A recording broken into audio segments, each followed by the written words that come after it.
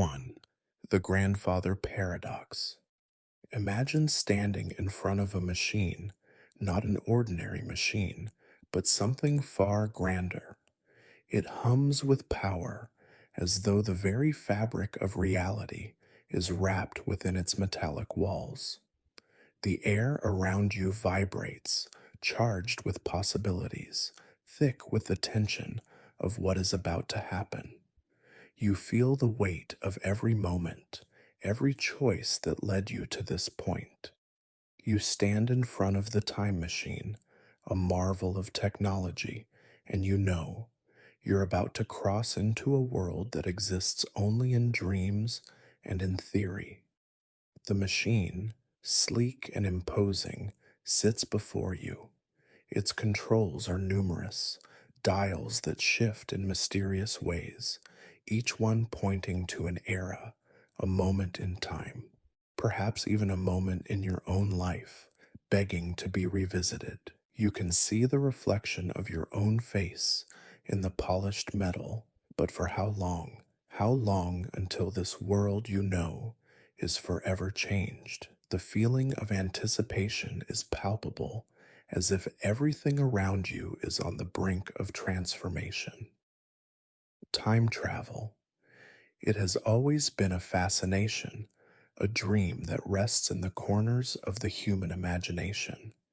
It has inspired stories, theories, countless debates about the possibility of crossing through the veil of time.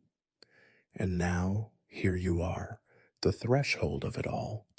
The promise of undoing, of changing, of rewriting history itself lies within the grasp of your hands. You breathe deeply and step forward. A series of quick movements, familiar yet foreign.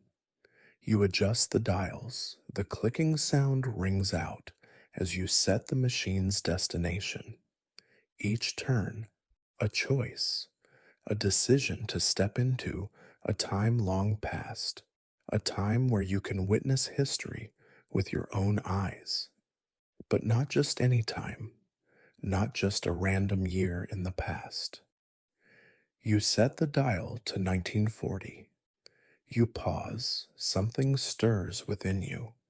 There's a strange magnetic pull to the year, a place you never thought you'd visit. It's not an arbitrary year. It's not random.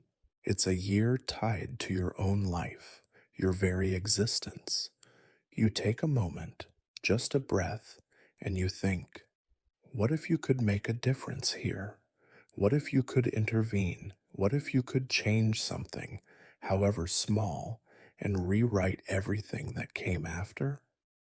But what would that change? What would happen to the world if you made the smallest shift, the slightest adjustment in history? You could stop the tide of time itself, but at what cost? The whirring of the machine intensifies, and you feel the familiar pull of space and time beginning to stretch. A strange sensation fills your chest, like gravity has shifted around you. You close your eyes for a moment. The air grows thick with energy. The faintest noise in the back of your mind, the sound of the universe itself turning on its axis. Then, all at once, the world around you shifts. The time machine hums one final time, and you open your eyes. A new world surrounds you. The buildings are different, more solid, grounded in a history far older than the one you left behind. The clothes people wear are simpler. The sounds they make are less hurried. The air smells different. The earth underfoot feels more permanent. There is a weight in the air, but it's not oppressive. It's the weight of memory, of 1,000 lives that came before yours, and 1,000 lives that will come after. You step forward, the world unfolding before you. This is not a dream. This is not a story. This is reality, in the purest form, an untouched reality where every moment holds meaning Every footstep is an echo of what came before. And there he is, your grandfather. He stands just across the street, a younger version of the man you know, the same face but not yet weathered by time. He is so familiar and yet so foreign. His presence strikes you like a gust of wind, familiar yet unfamiliar all at once. He walks with a lightness, a carefree step that you know will be replaced with burden in the years to come. You watch him carefully, wondering how someone you know so well can seem so strange. He doesn't recognize you. How could he? You've never met.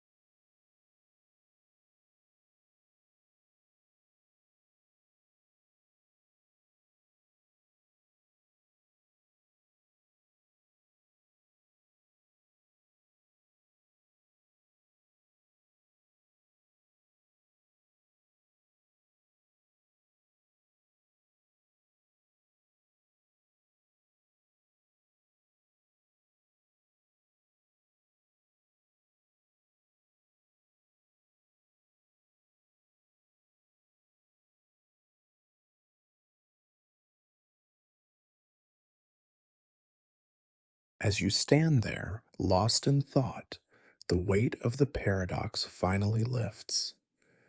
You take a deep breath and step back toward the time machine. You've witnessed history, and now you're ready to return to your own time, a time where you may never know the true consequences of your actions. The grandfather paradox remains unanswered, but the questions linger in your mind, like soft whispers in the night. Perhaps, in the end, it is not about finding the answers, but about exploring the unknown. And for now, the journey must end here, at the edge of time, with the promise that no matter where you go, the paradox will always be with you, lurking in the shadows, waiting to be solved. 2. The bootstrap paradox. Imagine a book lying on your desk, an object that seems almost too perfect, too strange. Its cover is plain, without any title or author's name, yet it seems to pulse with an energy, a quiet whisper of something immense, something vast. You reach for it, a deep sense of curiosity rising within you as your fingers brush its surface. There is something inexplicable about this book. It doesn't belong to this world, at least, not in the way anything else does. You feel as if it's a relic from a time you can barely comprehend, a bridge between worlds, a connection to the farthest reaches of possibility. You open it. The pages are pristine, untouched, a testament to time and care that is not of your era. You begin to read, your eyes scanning over the text. It starts with simple concepts, things that make sense, that seem plausible. But then, as you turn the pages, the knowledge in the book becomes increasingly complex. The theories are far beyond anything your world has yet to understand. Advanced mathematics, quantum physics, philosophies that challenge the very fabric of reality. Each page you turn is like a doorway to new dimensions of thought, and as you read, you feel yourself slipping deeper and deeper into a world where anything is possible. As the days go on, you can't put the book down. Your mind races as you work through its contents. The equations are daunting at first, but as you continue, the patterns reveal themselves to you, slowly, like pieces of a puzzle clicking into place. The theories you once thought impossible now seem undeniable. This book contains knowledge that would take humanity centuries to unravel. It holds the secrets of the universe far beyond what anyone could imagine, far beyond even the brightest minds of your time. You begin to wonder, if this knowledge were shared with the world, what would happen? Would it create a new era of progress, a leap forward into a future humanity can barely dream of? You become consumed with the idea. The world needs this knowledge. The people, the scientists, the innovators, they all need to see this. You begin to make plans, but not just any plans. This is knowledge that cannot be kept in a drawer, hidden away. No, this knowledge must be shared, must be made public. It is too important. It holds the potential to cure diseases, to eliminate the need for fossil fuels, to end hunger. It holds the key to unlocking the deepest mysteries of the universe. So you begin the process of sharing it. You start by writing down your understanding, refining the knowledge so that others can follow your path, and then, once it's perfected, you publish it. At first, the response is quiet. There are whispers in the academic community, curiosity building slowly but steadily. But as the book spreads, the impact begins to grow. Scholars, physicists, and thinkers across the globe dive into the text, unraveling its secrets. It's revolutionary. It changes everything. The world, already in motion, accelerates even faster. People start building the technologies described within its pages. Cures for diseases thought to be incurable appear. New forms of energy are harnessed better than any before. It is as if the book has opened a door to a new era of human civilization. The book becomes an icon, its influence growing in ways that no one could have predicted.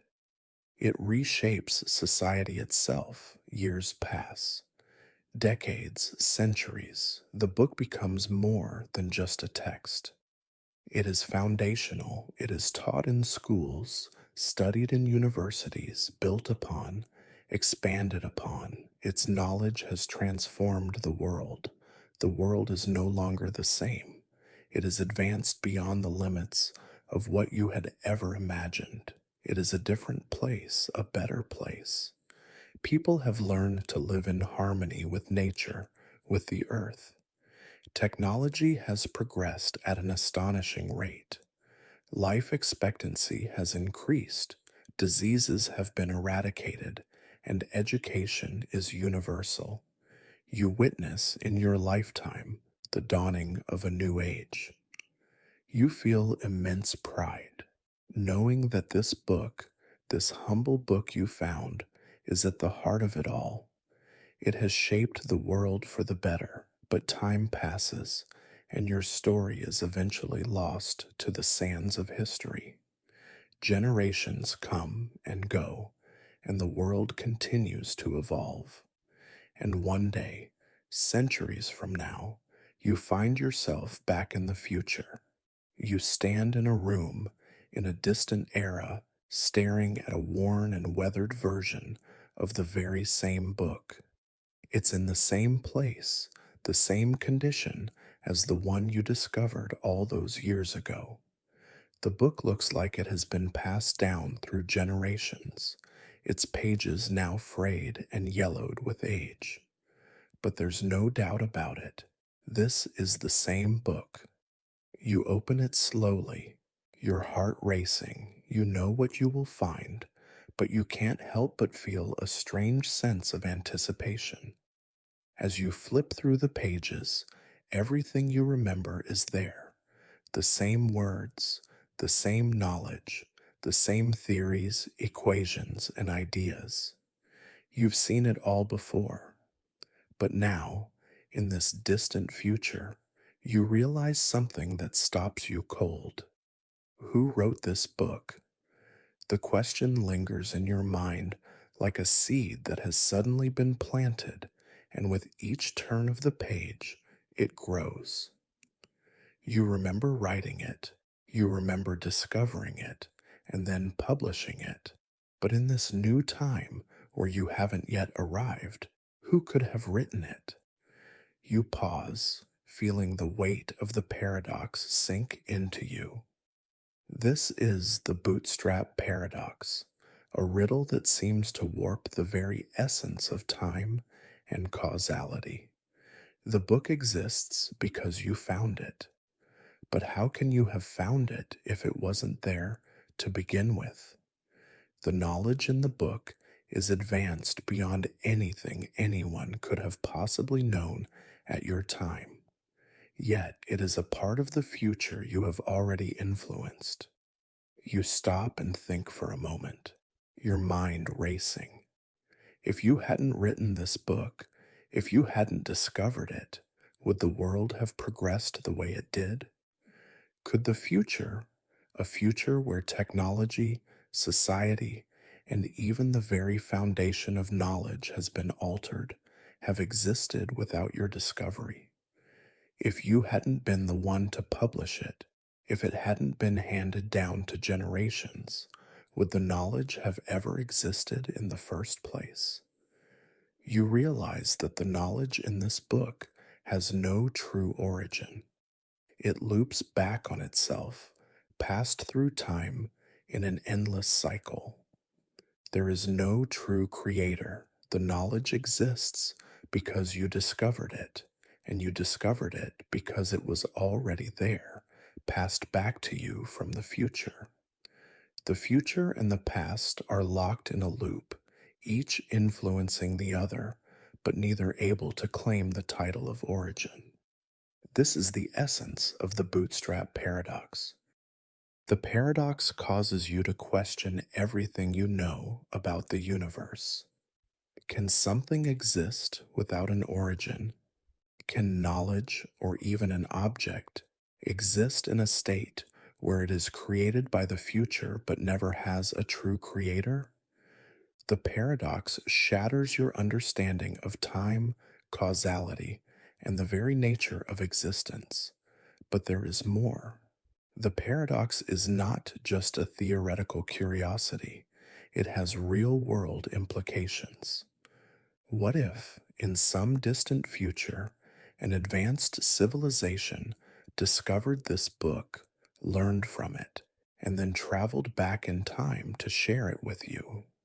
The knowledge could perpetuate itself, an infinite cycle that ensures the book's existence without a true author. Could the universe itself operate in this way?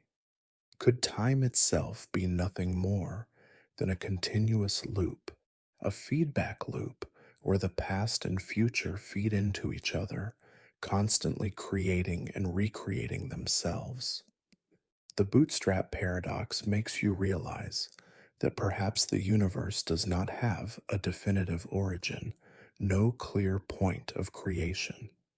Perhaps the universe, like the book, exists in a continuous loop.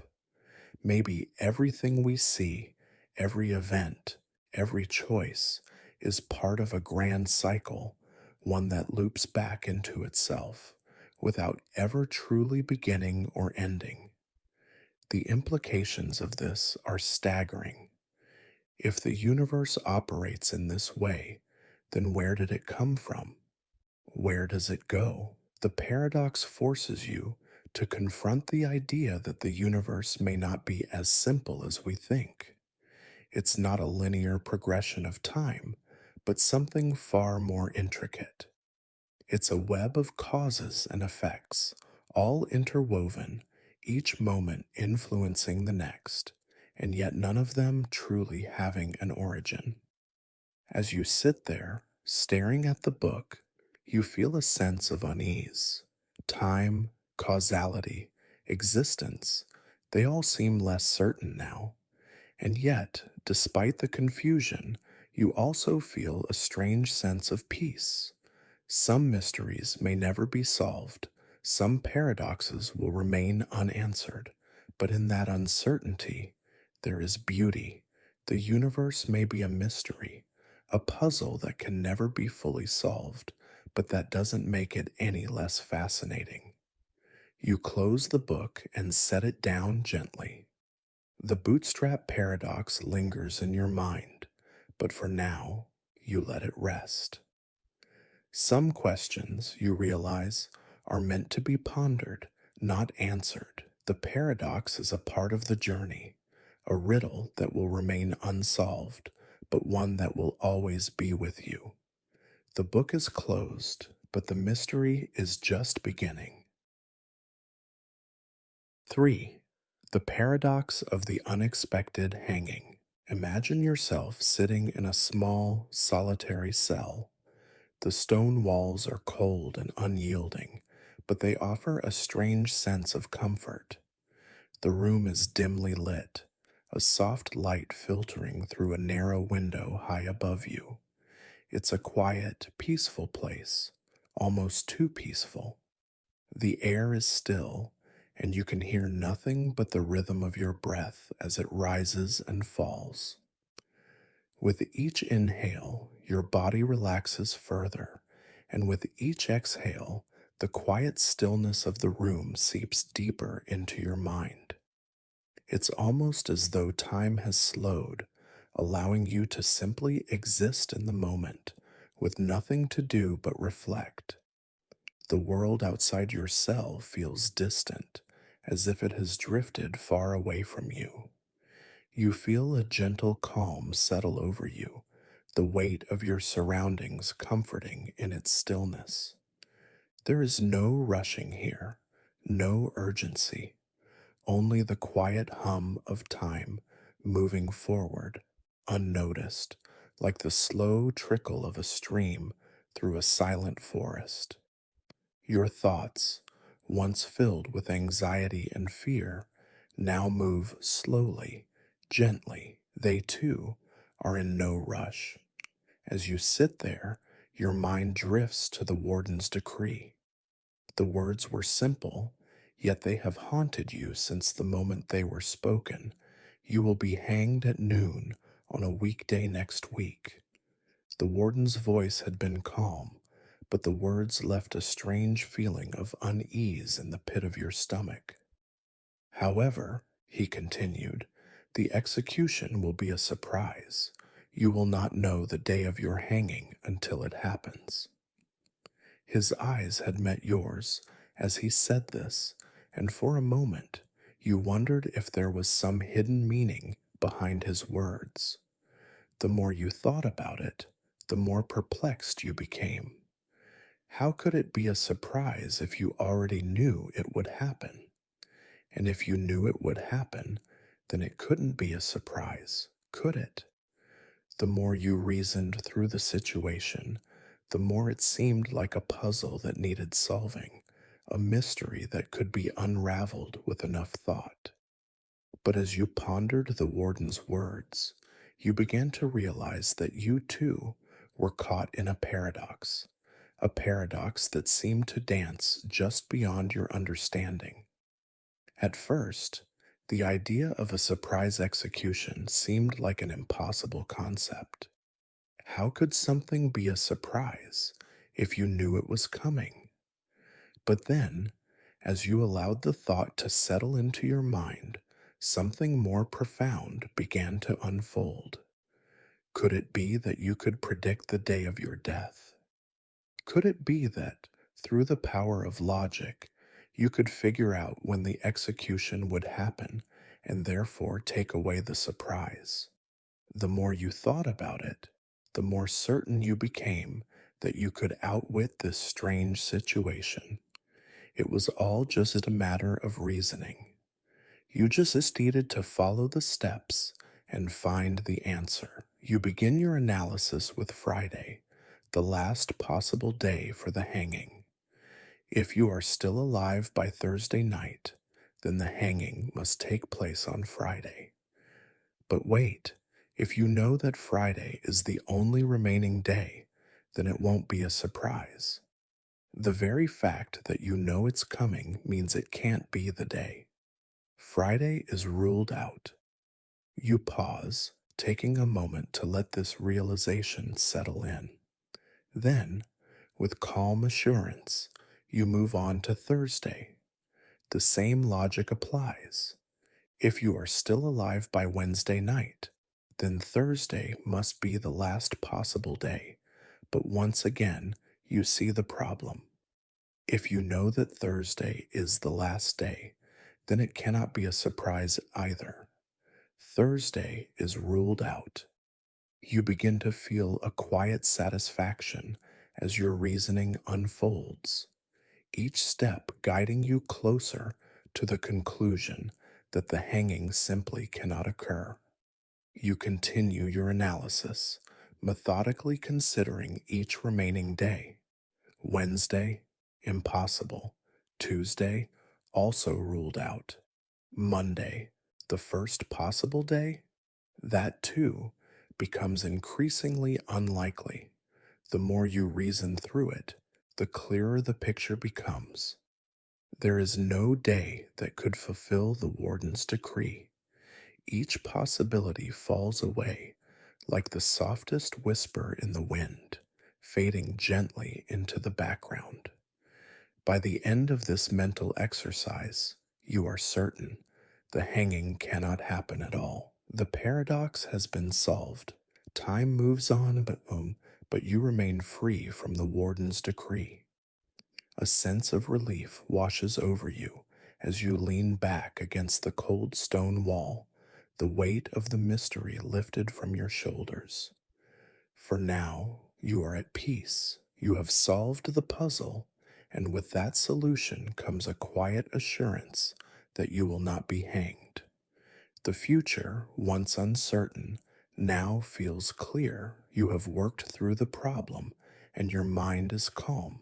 There is nothing left to fear, but as the days pass, the world begins to shift in ways that you didn't expect. It's Wednesday. The air feels different today, heavier somehow, as if something is about to change. The stillness of your cell, once a comforting presence, now feels more like an unspoken tension, the kind of silence that comes just before the storm. Your body remains relaxed, but your mind is alert, aware of the subtle shift that's taking place. At noon, there's a sound, the soft creak of the door opening. Footsteps approach, deliberate and measured. Your heart beats a little faster now, not out of fear, but from the sudden realization that the paradox you had solved is now unfolding in ways you couldn't have anticipated. The hangman enters, and you rise from your place on the floor, your body moving in a slow, measured way as you prepare to meet the inevitable. There is no panic, no rush, only a quiet acceptance of what is happening. The rope tightens around your neck, and the floor beneath you gives way. You feel the gentle weight of the world shift, but not in the way you had expected. The execution is both inevitable and, in its own way, a total surprise. The paradox, so clearly unraveled in your mind, has now unfolded in reality, and you realize with quiet clarity that you have been wrong all along. This is the paradox of the unexpected hanging, a gentle riddle that quietly challenges everything you thought you understood. The prisoner's reasoning, though flawless in its logic, could not account for the unpredictability of life itself. The more he thought he could control the situation, the more vulnerable he became to the very surprise he had tried to avoid. The paradox teaches us that no matter how confident we are in our understanding, life can still surprise us in ways we never expect. As you reflect on the paradox, you begin to understand that the true nature of it is not about logic or reasoning. It's about the unpredictable nature of reality itself. The paradox exists not because the prisoner made a mistake, but because life, in its essence, cannot be fully predicted or controlled. No matter how much we think we know, there will always be things beyond our comprehension, things that will unfold in ways we could never have imagined. You begin to feel a sense of peace in this realization. The paradox, though unresolved in some ways, has brought you to a quiet understanding of the world. It shows us that there is beauty in uncertainty, that not knowing is a part of the journey. The future, once something to be feared, becomes a place of quiet acceptance. It is no longer something to control or predict, but something to experience as it unfolds. With that understanding, you feel your body relax even further, your breath slowing with the rhythm of time. The paradox has no more weight on your mind. You no longer need to solve it because you've accepted it. You've accepted that life is full of surprises, and that's okay. The future will come as it will, but you don't need to know how or when. All you need to do is be present in the moment, to let time carry you through without resistance. You settle into that peace, the quiet calm that surrounds you. You feel your body grow heavy, your mind drifting. Time continues on, but you are no longer concerned with what comes next. The paradox of the unexpected hanging, once a puzzle that filled your thoughts, now fades into the background. The only thing left is the gentle rhythm of your breath, the soft embrace of time, and the peace that comes from knowing that not everything needs to be solved. Sometimes, the best way to move forward is simply to let go. The paradox rests in your mind, like a soft whisper that will always linger, but it no longer demands your attention. You let it rest as you drift deeper, deeper into relaxation, letting the soothing weight of the moment carry you into sleep. The future is unknown, but that's part of the journey, and for now, that's enough. 4. Zeno's Paradox. Imagine yourself standing at the edge of a room, preparing to walk across it. The room is quiet, the air still, and there's a soft, almost imperceptible hum of calmness around you. The floor beneath your feet is smooth, cool, and firm. The walls around you are made of stone, much like the cell you just left behind. The simplicity of it all is soothing, and the quiet hum of your breath fills the space. You stand there at the threshold and you take a slow, deep breath. It's a familiar feeling, the anticipation of taking that first step, the simplicity of the task ahead, walking across the room. It's something you've done 1,000 times before. You shift your weight slightly, your muscles moving with grace as you prepare for that first step. But then something strange happens. As you take your first step forward, you're told that, in order to reach the other side of the room, you must first reach the halfway point. You stop. The idea seems simple enough. Of course, you must reach the halfway point first. But then the thought comes. In order to reach the halfway point, you must first reach the halfway point of that, and the halfway point of that, and so on. The idea continues over and over. There will always be a smaller and smaller halfway point ahead of you, stretching forever into the distance. The more you think about it, the more you realize you can never truly reach the other side. There will always be another halfway point, another step, just beyond your reach. And in that realization, the room itself seems to stretch and shrink at the same time, as if the task ahead of you is impossibly simple and impossibly difficult. You're left standing in pain, wondering, can motion really happen at all? Can you ever truly cross a room, or is it simply an illusion, an impossibility wrapped in the logic of time and space? This, in its simplest form, is Zeno's paradox, one of the most famous paradoxes in history, and it begins with a seemingly simple question. How can you move across a room if, in order to do so, you must first cover half the distance, and then, to cover the remaining distance, you must first cover half of that, and then half of what remains?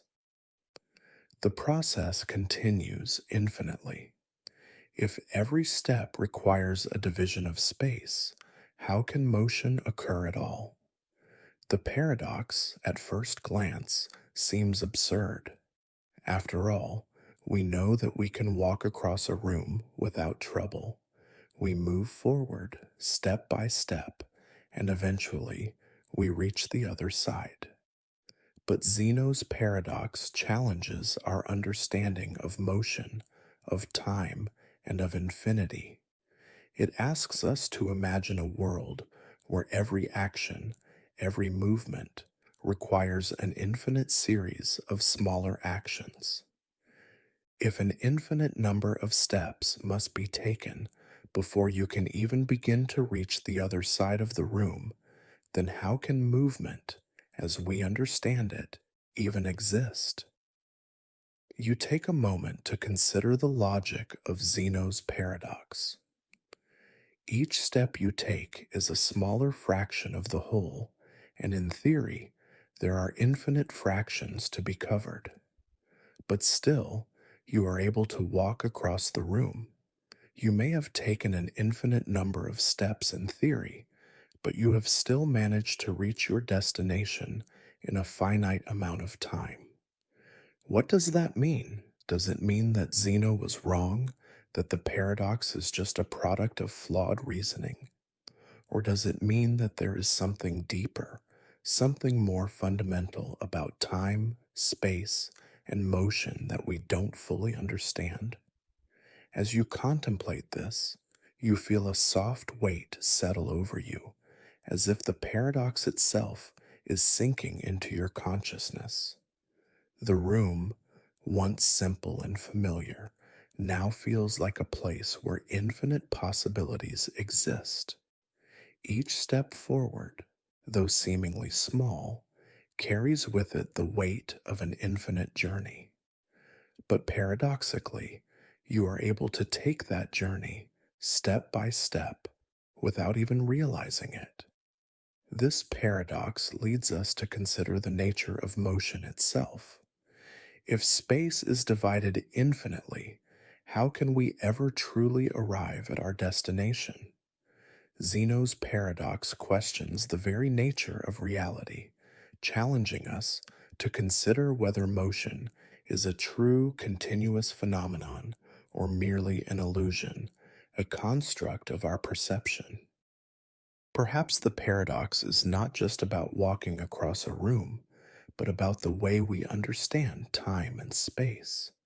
Could it be that the way we experience reality is merely an approximation of a deeper, more complex truth?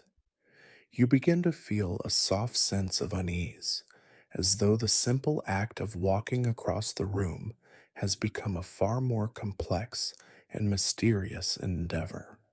The idea of infinity stretching out in front of you like a vast, unending horizon feels both comforting and unsettling. You realize that this paradox doesn't just exist in the abstract, in the realm of thought experiments. It exists in every moment, in every step, in every breath. Every time you take a step, you're engaging in a process that involves infinite divisions, infinite possibilities. Each step, though small, is part of a larger whole that cannot be fully grasped or understood. Time itself feels like it is stretched thin, like a thread that connects infinite moments together, each one leading to the next. You begin to wonder if motion is not just a linear progression, but a series of tiny, discrete moments, each one contained within the next. Could time be more like a series of snapshots, frozen moments of experience, each one contributing to the next, but never fully graspable on its own? You breathe deeply, letting the weight of these questions settle into your mind. The paradox, with all its complexities and contradictions, lingers in the quiet corners of your thoughts. It is no longer just a riddle to be solved, but a reminder that the world around you is far more intricate than you ever realized. The idea of infinity, of an endless series of steps, becomes less a problem to solve and more a contemplation of existence itself. And then, as you let the paradox wash over you, you begin to realize something important. Motion, like life, is not about reaching the destination, but about the journey itself. The paradox doesn't deny motion, it simply reminds us of the complexity of the process. Each step we take, each breath we inhale, is part of an infinite series of moments, yet we move forward with ease. The paradox doesn't contradict our experience, it deepens it. It opens up new layers of understanding, new ways of seeing the world around us. The room, which once felt like a simple space, now feels infinite. The walls stretch beyond the horizon of your perception, and the floor beneath you feels like an unending path. Each step forward is part of a journey that stretches out into eternity, yet you move with ease. There is a strange sense of peace in this realization.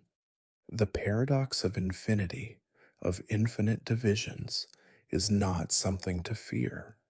It is simply a reminder that life is more than we perceive it to be, more complex, more beautiful. As you stand there, still, feeling the weight of the paradox and the room around you, you allow yourself to sink deeper into the present moment. The space, the air, the infinite steps that lie ahead, they all blur together into one peaceful, calming whole. You realize that the paradox, like so many things in life, doesn't need to be solved.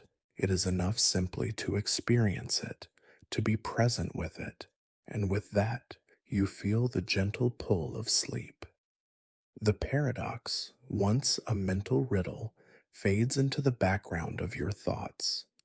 The complexity of motion, of time, of infinity is now a soft whisper that lingers at the edge of your mind. You let go of the need to understand it all. You let go of the questions, the thoughts, the paradoxes that fill your mind. For now, you can simply rest. You take a deep breath, and with each exhale, you feel yourself drifting further and further into peaceful, restful sleep. The paradox will remain, just as it always has, but for now, it is enough to simply exist in the quiet calm of the present moment. Time stretches out infinitely, but you do not need to understand it. You simply need to be. And with that, you close your eyes, feeling the soft weight of sleep settling over you. 5. The Liar Paradox. Imagine yourself in a quiet, peaceful room, one that feels like a safe retreat from the world outside. The walls are soft and neutral, calming in their simplicity. The air is still, cool, and gentle, wrapping around you like a comforting blanket. The only sound is your breathing, slow and steady, creating a rhythm that matches the calm of the space around you. You feel yourself sinking deeper into relaxation, letting go of all the thoughts that have been pulling at you, letting your mind drift quietly as you sit in stillness. As you sit there, comfortable and at ease, a strange thought begins to surface. A simple, unassuming sentence appears in your mind. This statement is false. At first, the words seem harmless enough, a small riddle, a fleeting thought. But as your mind lingers on the sentence, something begins to shift. You feel the calmness around you begin to change, just slightly, as you turn the sentence over in your mind. If the statement is true, then it must be false, because that is what it says. But if it is false, then it must be true. The logic begins to twist in a way that feels both subtle and unsettling. You can't quite pin it down. The more you think about it, the more the sentence pulls you into its paradox. It feels like an endless loop, a gentle cycle that keeps turning back on itself, never fully resolving. You sit there quietly, allowing the paradox to unfold in your mind. At first, it feels like a simple puzzle, something you might solve with a little more thought. But the more you focus, the more you realize that this paradox is not something that can be solved. It's not a puzzle that has an answer. It is a riddle that exists in the space between logic and contradiction, in the space where the usual rules don't apply. As the paradox deepens, you feel a soft curiosity rising within you. How is it possible for a sentence to be both true and false at the same time? It seems impossible, yet the more you think about it, the more it feels inevitable. The sentence holds both truths and falsehoods, and no matter how much you try to unravel them, they remain tangled together. The more you attempt to understand it, the less certain you become. The more your mind tries to work through it, the more elusive the answer seems. And yet, there's a strange beauty in it. In that moment of confusion, there is a quiet peace, an understanding that not all things need to be resolved. The paradox itself is a reminder that not everything in the world can be easily understood. There are things, ideas, and concepts that exist outside of our normal understanding, things that simply cannot be captured by logic alone. You breathe slowly, letting the weight of the paradox settle over you. There's no need to rush to an answer, no need to resolve the contradiction. You simply sit with it, allowing it to be, allowing it to exist as it is. The paradox doesn't need to be untangled or solved. It simply exists in its own space, its own time. In the quiet of the room, you realize that this paradox is not just about the sentence, it's about the nature of truth itself. What is truth, really? Is it something that can be pinned down, something that we can always understand and categorize? Or is truth something more fluid, something that can shift and change depending on how we look at it? The paradox is asking you to question the very nature of truth and falsehood. It's asking you to consider that perhaps truth isn't always as clear cut as we think. The more you sit with the paradox, the more you begin to see the world in a different way. The statement, this statement is false, seems like a small thing, but it holds within it a larger truth. Sometimes things don't make sense. Sometimes things don't follow the rules we expect. And that's okay. The world is full of contradictions, of moments that don't fit neatly into the boxes we try to put them in. But perhaps that's what makes life so interesting, so rich. The paradox teaches us that the world is not always predictable, not at always understandable. It's full of mysteries, full of things that we may never fully grasp. You let that realization settle into your mind like a soft weight that helps you sink deeper into relaxation. You don't need to figure it out. You don't need to solve the paradox. It's enough to simply acknowledge it, to sit with it, to allow it to exist without needing to control it. And in that acceptance, there's a peaceful release. The paradox of the liar statement also speaks to the limitations of logic itself. We rely on logic to understand the world around us, to make sense of our experiences, to navigate our lives.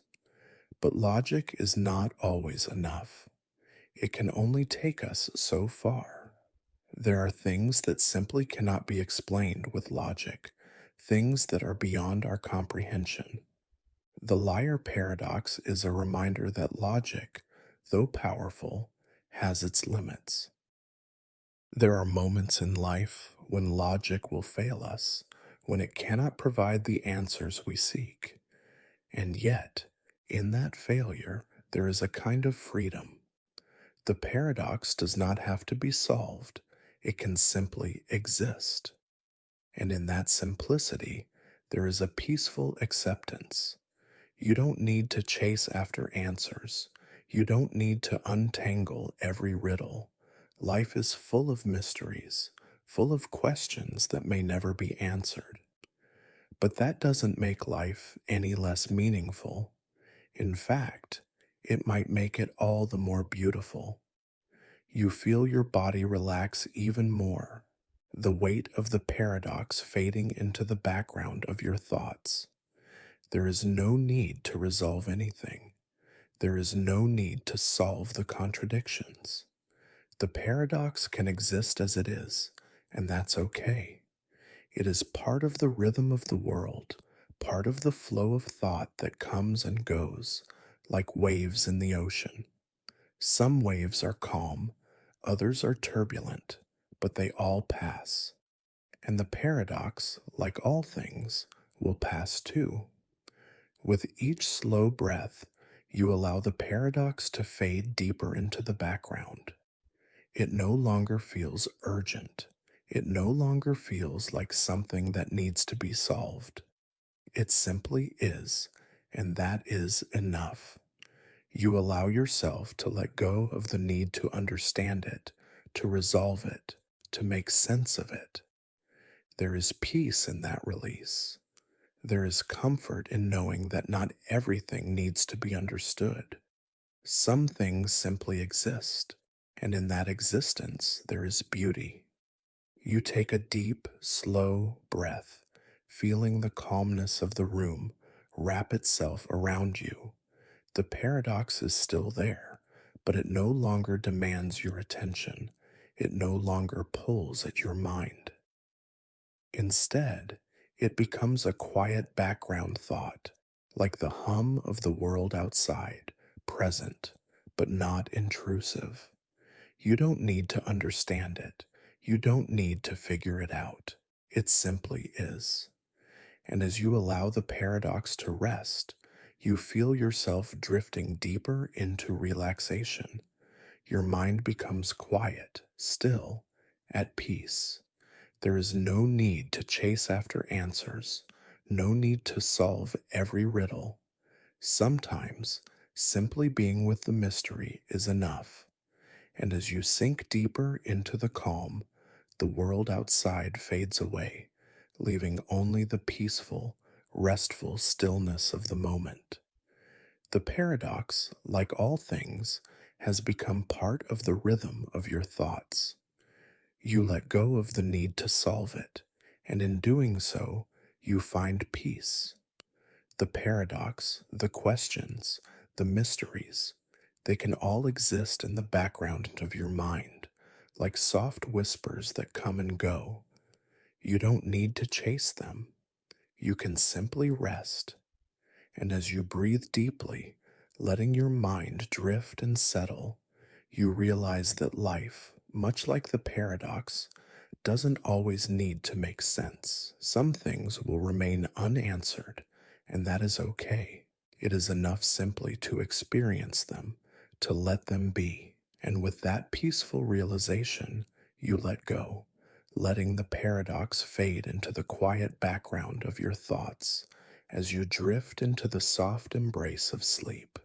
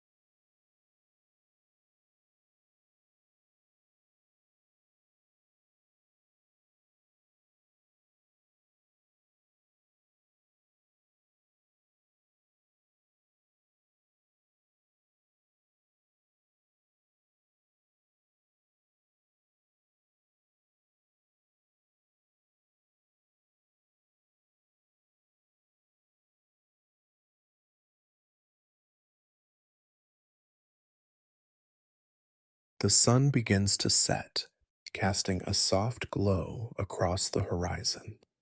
You take a slow, deep breath, feeling the cool evening air fill your lungs. The paradox, though complex, has begun to settle into your mind in a different way. You no longer feel the need to solve it, to find a definitive answer.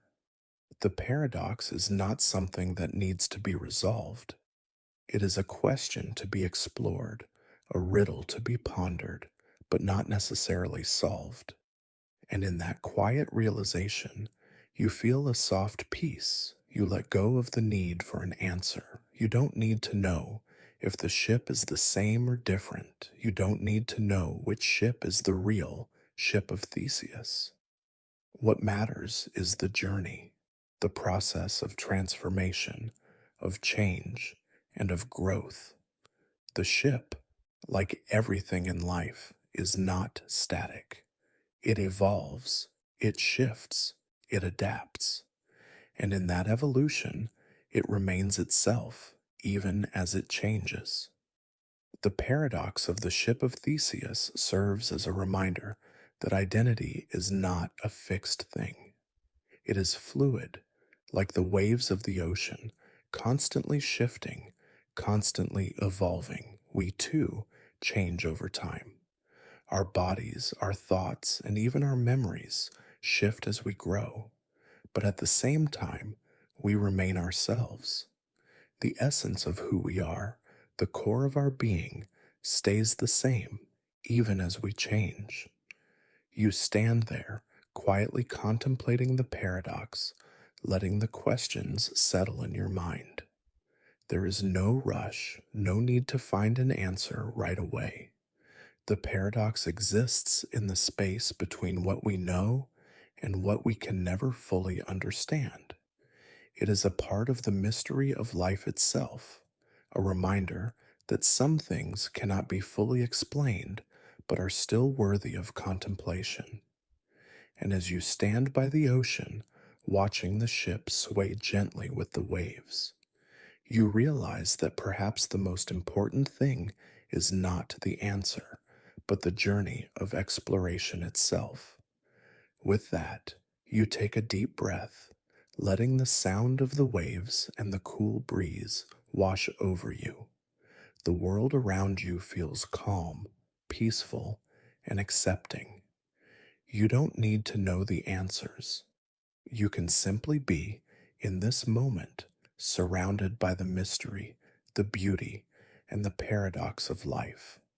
And in that moment, you find peace.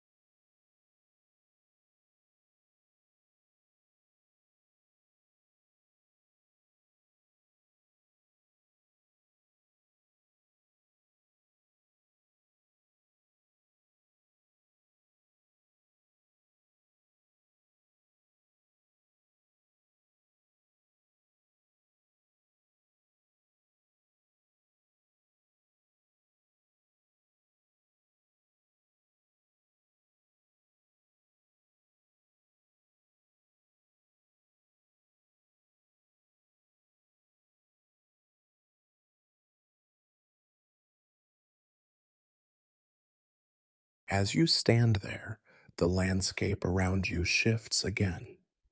It's as though time itself is stretching, folding over, and expanding in ways that you cannot quite grasp. The air becomes heavier, filled with an energy that hums, vibrating through your very core. You feel a slight pull, a subtle shift in the air, and in that moment, you are reminded of the Schrodinger's cat paradox. It's a familiar thought experiment. A cat in a box, alive and dead at the same time, until you observe it.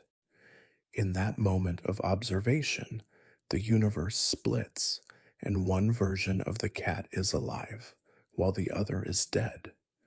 But what if, instead of dying, you too continue to live? What if every time you face death, the universe simply splits, creating a new version of reality where you survive? The possibilities stretch out before you, infinite and boundless. Every decision, every action leads to another reality, another version of you, another possibility where you continue. You begin to see how these infinite branches of existence could unfold, how each timeline contains an infinite number of possibilities, a world where you never die, but continue to move forward, one version of yourself after another. It's a dizzying thought, but somehow there's a quiet comfort in it. In this world, death is not an end. It is simply another possibility, another branch of the tree of life. But then, as the quiet hum of the universe surrounds you, a question lingers in your mind. If you never truly die, what would life mean? If every version of you continues on, does that make each one of your lives less meaningful? After all, if you're never truly gone, does the idea of living in a world of infinite versions of yourself diminish the importance of each individual life? And what if, after countless timelines, you grow weary of always surviving, always moving from one reality to the next? What if you long for the peace of an ending, for the finality of death, the release from the constant shift of existence? You take a deep breath as you allow these thoughts to settle in your mind. The quantum immortality paradox is not just about endless survival, it's about the very nature of existence. It asks you to consider the cost of immortality, to think about the balance between life and death, and what it means to truly live. The paradox opens up questions that are not easily answered. What happens when every version of you continues on? What happens when you are always alive, no matter how improbable the circumstances? As you stand there reflecting on these questions, you begin to understand that the true nature of quantum immortality is not just about avoiding death. It's about the infinite possibilities of existence, the way that reality constantly shifts and splits into new versions of itself. It's a reminder that time is not linear, that it is fluid and ever changing, like a river that splits into countless branches. And in that understanding, there is both comfort and unease. The paradox of quantum immortality is not about avoiding the end. It's about realizing that the end may never come, that life in some form will continue on forever. And so you let go of the questions for now. You do not need to understand the full implications of quantum immortality. You simply let it be, letting the paradox settle into the corners of your thoughts. As you stand in the quiet, the world around you feels vast, infinite, and still. The landscape remains the same, yet it is forever changing. Time, in its endless flow, continues to stretch out before you, and you are a part of it. You may not understand it all, but for now, you can rest in the peace that comes from simply existing, simply being a part of this infinite, mysterious universe. And with that, you feel yourself sinking deeper into relaxation. The paradox, though complex, no longer feels like a burden. It is simply a part of the fabric of existence, like the quiet hum of the universe itself. You take a deep breath, feeling the cool air fill your lungs, and with each exhale, you feel yourself drifting deeper into peace. The questions fade into the background, leaving only the calm, the stillness, and the infinite possibilities of existence. As you continue to breathe slowly, your body relaxing more and more, you feel yourself being carried away by the quiet hum of the universe. The paradox of quantum immortality, with all its complexities and contradictions, fades gently into the background of your thoughts. You no longer need to solve it. You no longer need to understand it. You simply allow it to exist as it is, and with that, you sink deeper into the gentle embrace of sleep. 8. The Omnipotence Paradox. Imagine yourself standing in a vast, empty space, a quiet void where time doesn't seem to exist. The air is still, yet comforting, like the softest of whispers. The surroundings are devoid of boundaries, and the sensation of space stretches infinitely in all directions. You are alone in this place, but the stillness is not unsettling. There's a deep peace here, as if time itself is suspended in this serene, timeless expanse. The world around you feels as though it could go on forever, and yet it feels strangely intimate, as if this space was made just for you. Every breath you take fills you with tranquility, the very act of breathing deepening the calm around you. Each inhale is like a gentle wave coming to shore, and each exhale carries with it a release of tension. Your mind, once buzzing with thoughts, becomes calm and still, moving in rhythm with the peaceful environment. And then, in this quiet and stillness, a thought enters your mind. A question, subtle at first, but growing stronger as you focus on it. You begin to wonder, what does it truly mean to be all powerful? The question is simple, yet profound. It stirs something within you, a curiosity that pulls your thoughts deeper into itself. To be all powerful, omnipotent, is to possess no limits, no boundaries, no restrictions. It's the ultimate power, the kind that can shape reality itself, bend the very laws of nature to one's will. It's a concept that transcends everything you know about strength, control, and influence. It exists beyond time, beyond space, beyond reason. It is absolute, and yet it is something almost impossible to comprehend. You feel the weight of this question, and as you continue to ponder it, a new thought begins to surface. A paradox arises, one that challenges the very essence of omnipotence itself. Can an omnipotent being create a rock so heavy that even they cannot lift it? At first, the question feels like a riddle, something playful, almost whimsical, a paradox that challenges logic for the sake of amusement. But as you focus on it, the contradiction becomes clearer and you realize how profound it is. If an omnipotent being can do anything, then they should be able to create a rock of any size, shape, or weight. a rock so heavy that no force in the universe can lift it. But if they can create such a rock, then they cannot lift it. This would mean that there is something they cannot do, which seems to contradict the very idea of omnipotence. So the question becomes, how can an omnipotent being be all powerful if there is something they cannot do? If omnipotence is true power, then how can it exist alongside such limitations?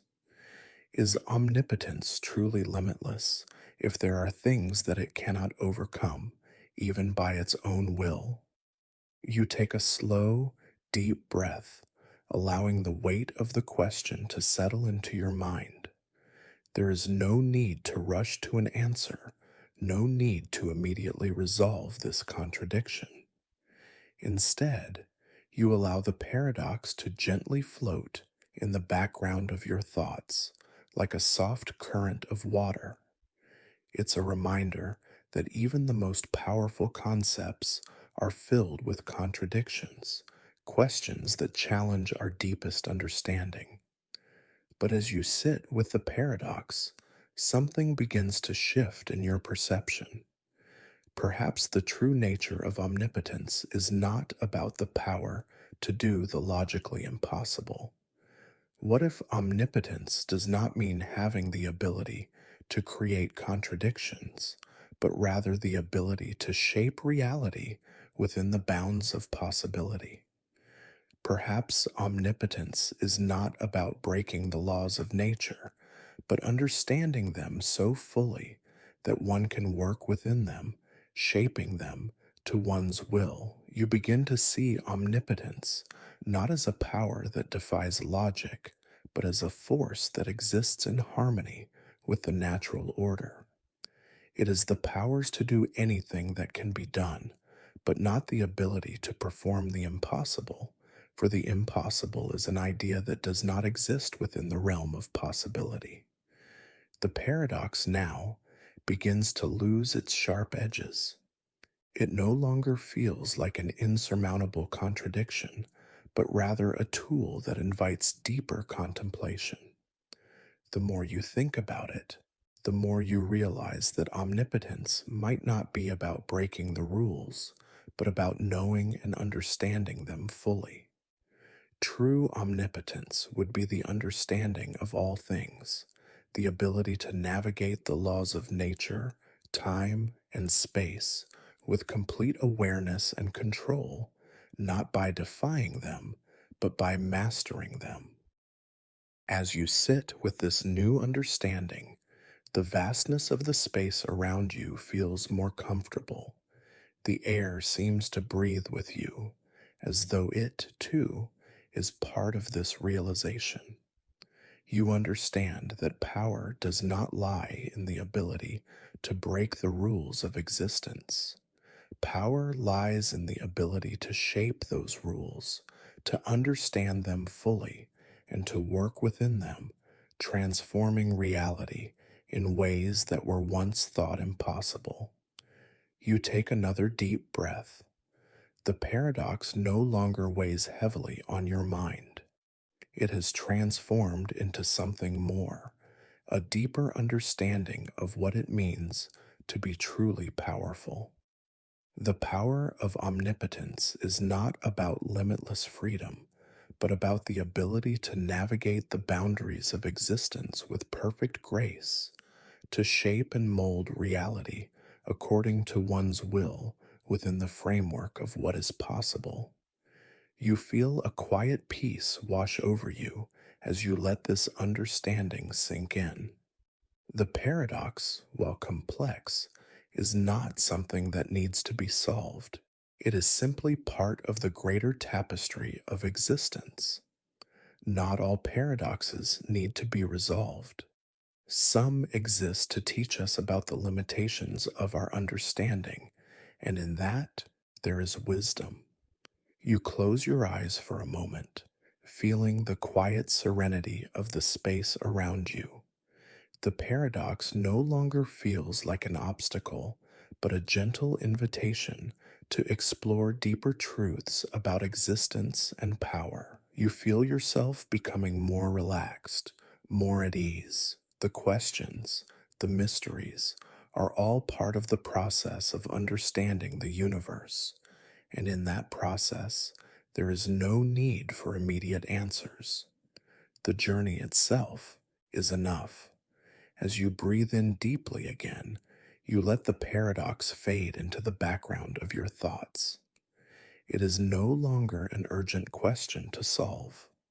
It is simply a part of the flow of thought, a part of the peaceful, infinite expanse you find yourself in.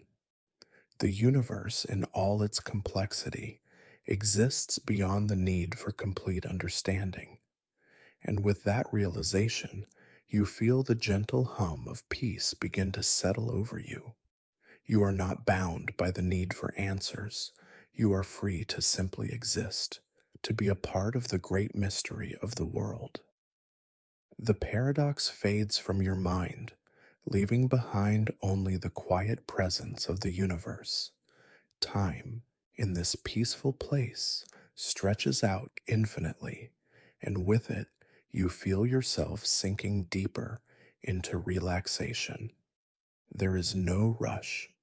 There is no need to solve every riddle, to answer every question. The world is vast and full of mysteries, and that, in itself, is a beautiful thing. You allow the stillness to deepen as the questions, the mysteries, and the paradoxes fade into the distance. The world continues to turn, and in its turning, you are a part of it. There is peace in that realization. You no longer need to chase after answers. You can simply rest in the quiet, knowing that some things are meant to remain unanswered, and that is okay. With each breath, you feel your body becoming more relaxed, your mind quieter. The paradox, like all things, becomes a part of the rhythm of existence. It is no longer something to solve, but something to experience.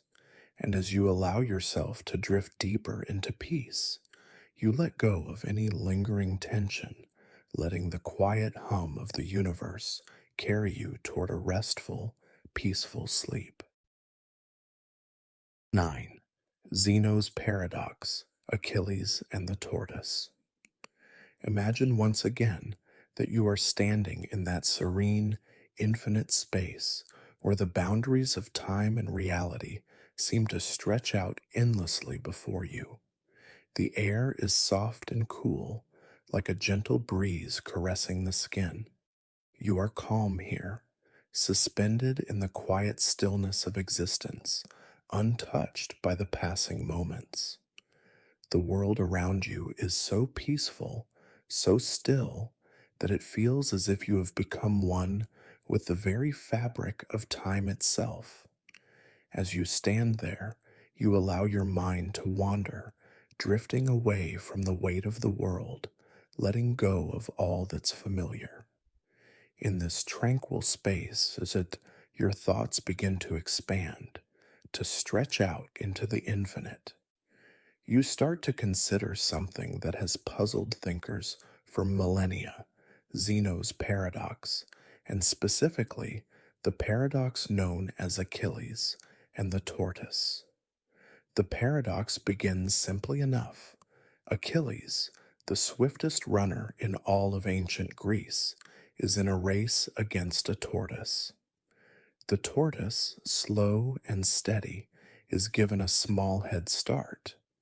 Now Achilles, who is far faster than the tortoise, must surely catch up with it. But Zeno's paradox suggests something far stranger. Zeno argues that Achilles will never actually overtake the tortoise, no matter how fast he runs. How can this be? After all, Achilles is much faster. He should easily pass the tortoise. But Zeno's reasoning goes deeper, and the more you reflect on it, the more complex it becomes. Zeno's argument suggests that before Achilles can catch the tortoise, He must first reach the point where the tortoise started. But by the time he reaches that point, the tortoise has already moved ahead by a small distance.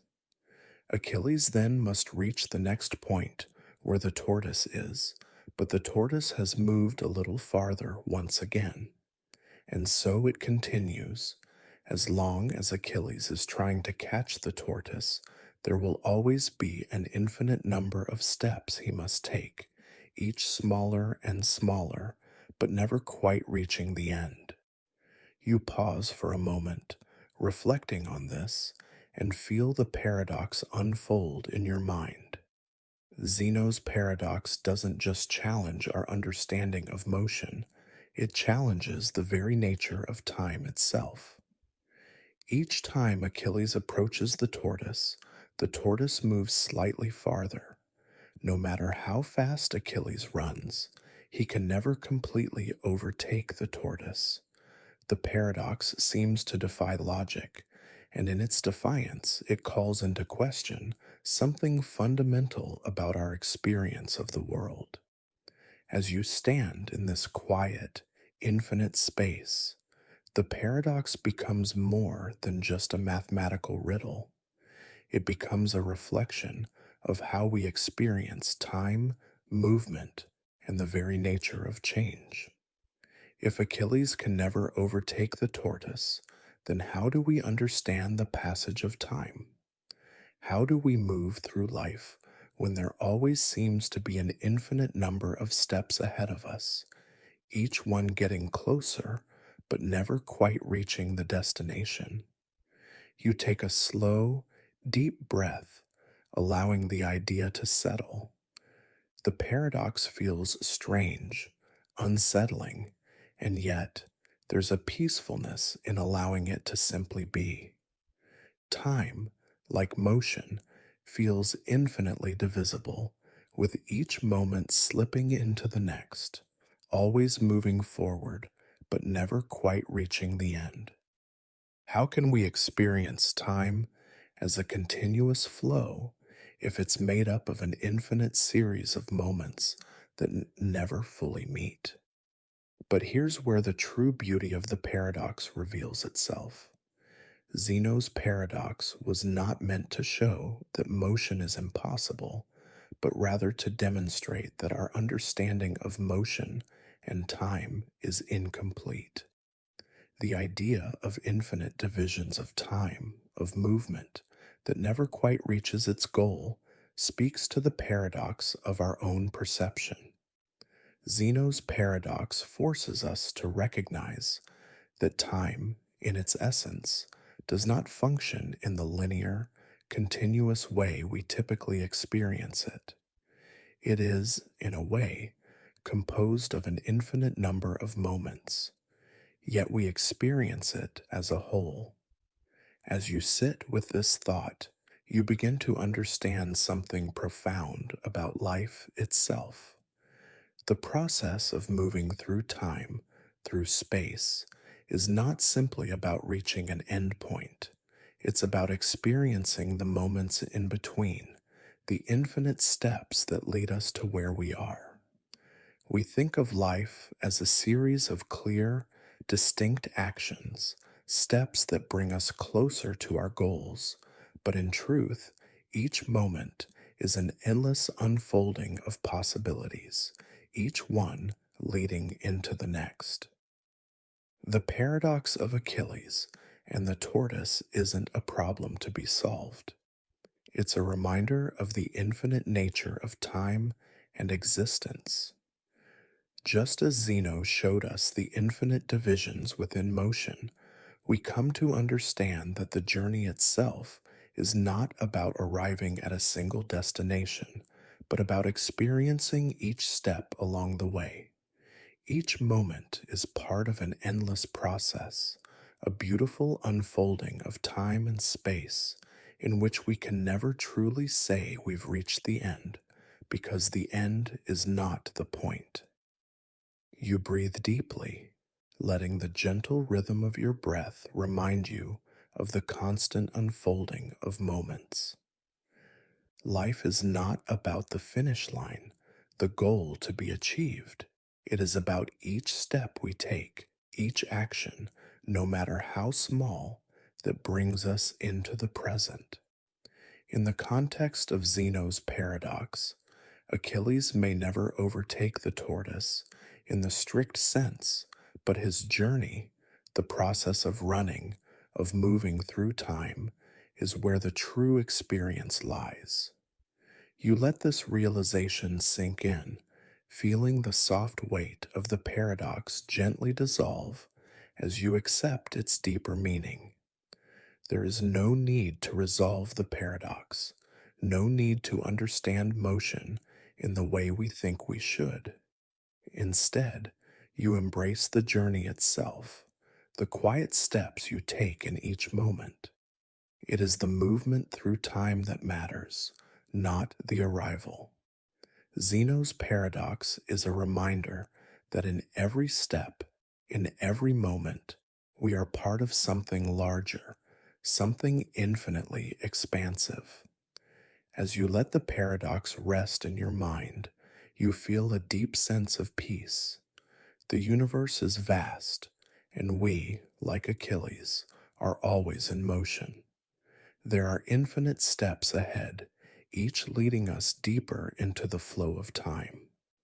We may never truly reach the end, but it is not the destination that matters. It is the process, the journey, and the beautiful unfolding of moments that define our experience. And with that understanding, you feel the quiet stillness of the space around you, the soft hum of the universe as time continues its endless dance. You breathe deeply, each exhale carrying you further into relaxation.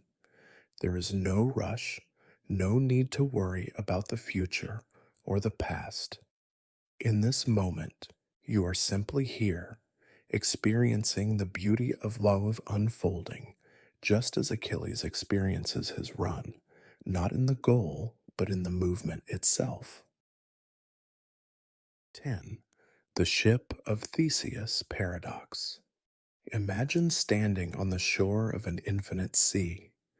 The vastness of the water stretches endlessly in front of you, the horizon melding into the sky, where the calm blue fades into soft pastel hues of pink and purple. The air is crisp and fresh. The sound of the waves rolling gently against the shore is soothing, like a natural lullaby, resonating with the pulse of the earth itself. With each gentle breath, you feel your chest rise and fall, the cool breeze filling your lungs, quieting your thoughts, and grounding you in this peaceful moment. You stand here, completely alone in this serene setting, but there's no discomfort in the solitude. There is peace in the stillness, an invitation to reflect, to let your thoughts drift like the clouds overhead, unrestricted and unhurried. You feel no rush, no pressure from the world beyond the horizon. In this moment, everything is exactly as it should be. You are present, aware of the passing time, but unbound by it. And then, in the midst of this stillness, you begin to notice something. A shape on the horizon, a ship. It moves steadily through the water, its sails billowing in the wind, cutting through the gentle waves with quiet strength. The ship grows closer, and you can see it clearly now. Its design is both ancient and timeless, a vessel that seems to carry within it centuries of stories. This is no ordinary ship. This is the ship of Theseus, a legendary vessel that has sailed the seas for generations. It has seen countless adventures, been the bearer of countless tales, and yet, as it comes closer, you begin to wonder about it, about what it truly is. The ship docks gracefully at the shore, the sound of the creaking wood in the quiet air reverberating in the stillness. You approach it slowly, feeling the weight of its history, the legacy that it carries. But as you stand before it, a strange thought crosses your mind. Is this still the ship of Theseus? The ship looks familiar. It is majestic, and you can feel the weight of its significance, but something is different.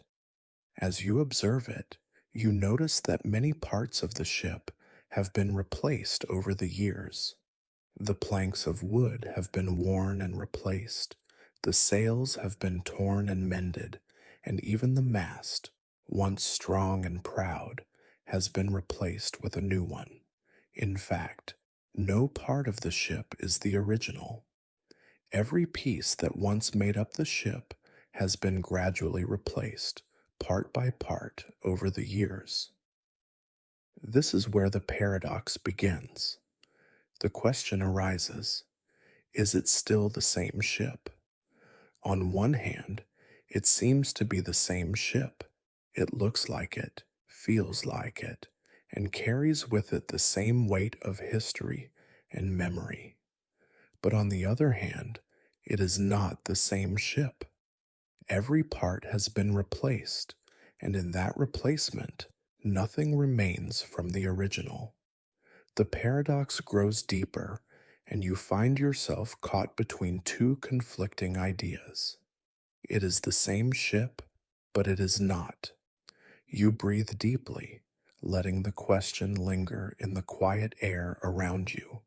How can something that has undergone so much change still be the same thing?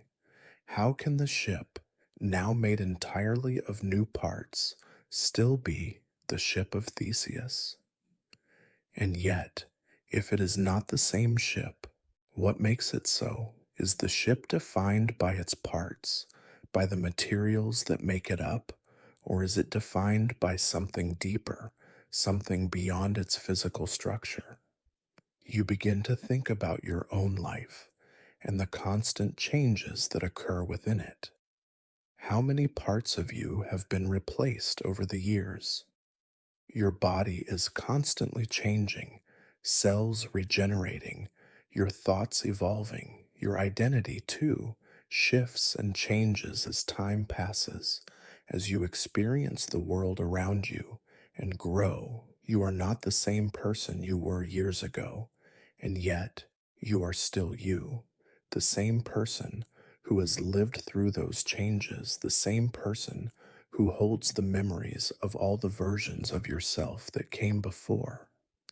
This thought brings you back to the ship. Just as your body and mind change, so too does the ship of Theseus undergo transformation. But that transformation, the replacement of parts, does not erase the ship's identity. It is still called the ship of Theseus because it carries the same story, the same journey, the same essence, despite the fact that it is no longer composed of the same materials. The paradox begins to unfold further.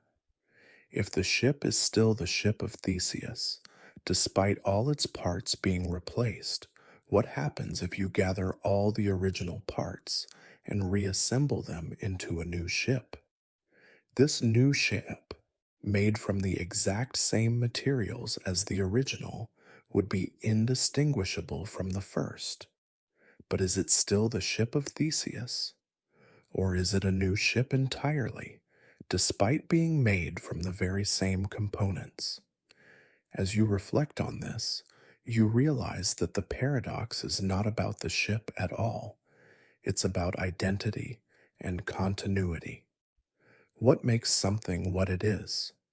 Is it the parts that make it up, or is it something more, a pattern, a purpose, a history, a story? The ship of Theseus invites you to consider whether identity is something fixed, or whether it is a fluid process, an ongoing journey of transformation. You take a slow, deep breath, feeling the rhythm of your own breathing sync with the movement of the waves. The paradox, in its complexity, starts to feel less like a problem to be solved and more like a question to be lived with. What makes you, you? Are you defined by the body you inhabit, the cells that regenerate every day, or are you defined by the story you tell yourself, the continuity of your experiences? The paradox of the ship speaks to this very question, the idea that change is constant, and yet continuity remains, even in the face of transformation. As you let this thought sink deeper into your mind, you begin to understand that identity, whether in a ship or a person, is not simply about the material. It is about the journey, the process, and the patterns that emerge. The ship of Theseus, in its continuous transformation, is still the same ship because it carries forward the same story, the same purpose, just as you, in your changing form, are still the same person, moving through time, carrying with you the continuity of your experiences. In that moment, the paradox begins to resolve itself. The ship may have been completely replaced, part by part, but it is still the ship of Theseus because it is still on its journey, still carrying the same purpose forward. The parts that make up the ship may change, but the essence remains the same. You stand there for a long time, watching the ship, the waves, and the horizon. The world is vast, and you are a part of it, just as the ship is a part of the sea. Both change, both evolve, but both carry with them the same essence, the same identity, as they move through time. The ship of Theseus is a reminder that identity is not static.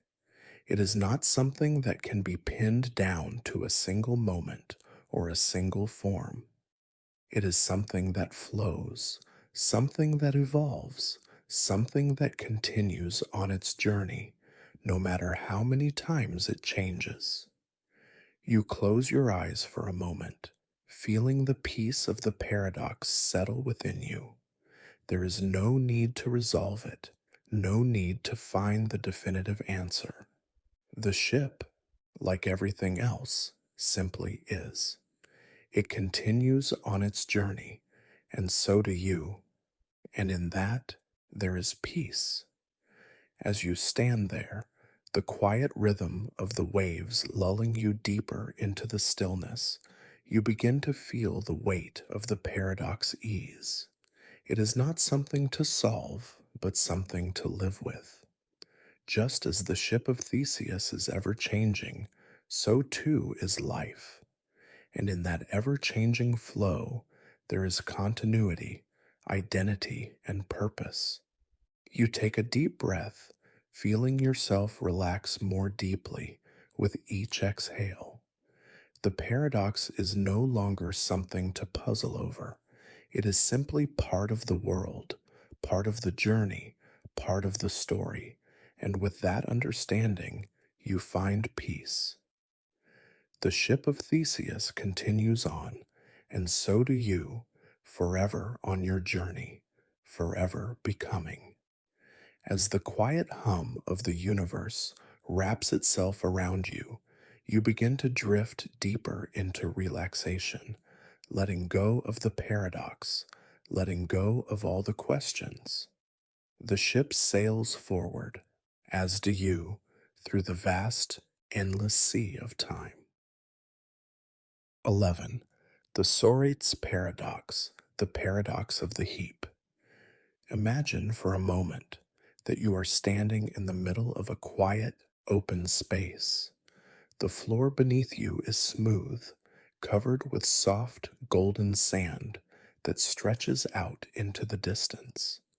The air around you is warm, carrying the scent of earth and freshness, while the soft whisper of a breeze grazes the surface of the sand.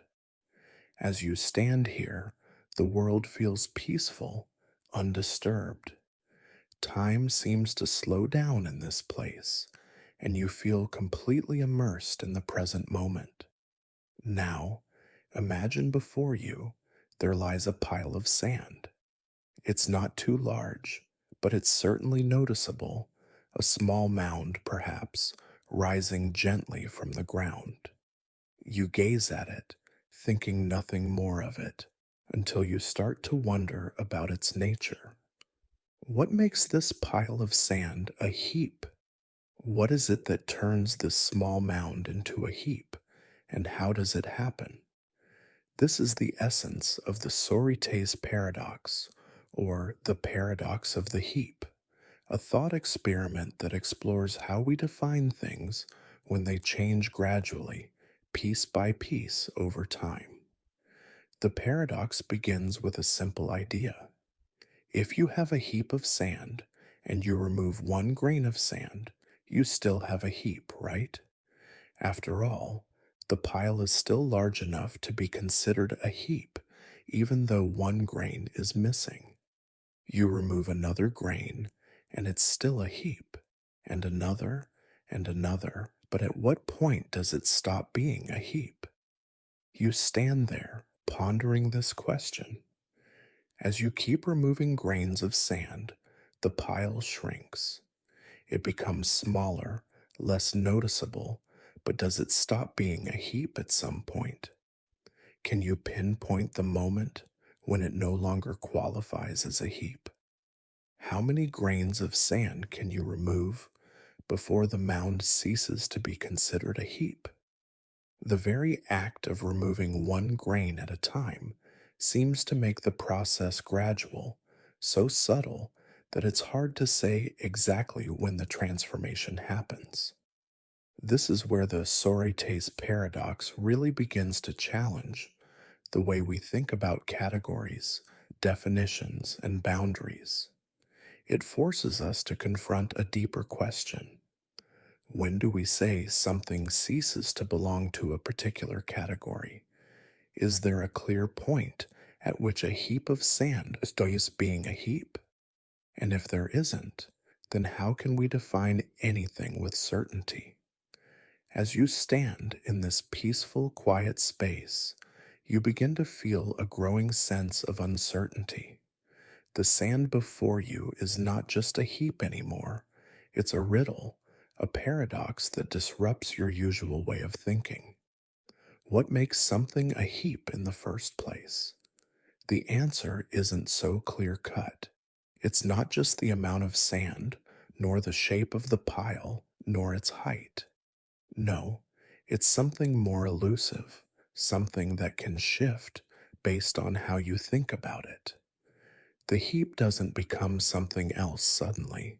Instead, it seems to dissolve gradually, imperceptibly. You begin to understand that the Sorites paradox isn't just about sand or heaps. It's about how we categorize everything. Think about how we define things in life: wealth, adulthood, intelligence, even personal identity. These are all concepts that exist on a spectrum, but we try to define them with neat, rigid lines. How much money makes you wealthy? When does a person become an adult? When does a person truly understand something? These lines are often blurry, shifting, impossible to pinpoint with precision. In this moment, standing in front of the pile of sand, you realize that this paradox points to something fundamental about the way we perceive the world. The heap of sand doesn't just represent a pile of grains, it represents gradual change. Change that happens so slowly, so imperceptibly, that it challenges our need for certainty and clear cut categories. It's a reminder that life is fluid, ever changing, and sometimes there is no clear moment when one thing stops and another begins. It's not just about the grains of sand, It's about how we understand transformation itself. You let the idea settle, allowing the paradox to unfurl gently in your mind. As you contemplate the gradual disappearance of the heap, you feel a deeper truth about the fluidity of existence. We are constantly changing, and yet we try so hard to define who we are, what we are, where we fit in the world. But like the heap of sand, we are always evolving, always shifting, and sometimes the boundaries we set for ourselves are arbitrary, just like the definition of a heap. The paradox deepens further when you consider what happens when you start adding grains of sand instead of removing them. What makes the sand pile a heap in the first place? Is there an absolute threshold, a magical number of grains, after which the pile definitively becomes a heap? Or is it simply the accumulation of change, of adding little by little until the difference is no longer noticeable? And what about things that grow or shrink over time? Our sense of self, for instance, shifts continuously. We change with each experience, each new relationship, each new thought. When do we stop being the person we were before? When does someone truly become a different version of themselves? And when does the heap of sand stop being a heap, becoming something else entirely, perhaps just a collection of grains? When do we cease to be the person we once were and start becoming the person we are becoming? You take a slow, deep breath, allowing the complexity of this paradox to wash over you. The paradox isn't just about sand, and it's not just about categorization. It's about the nature of change and the difficulty we have in accepting that change is often gradual, that it can't always be pinpointed, and that sometimes it's okay not to have definitive answers.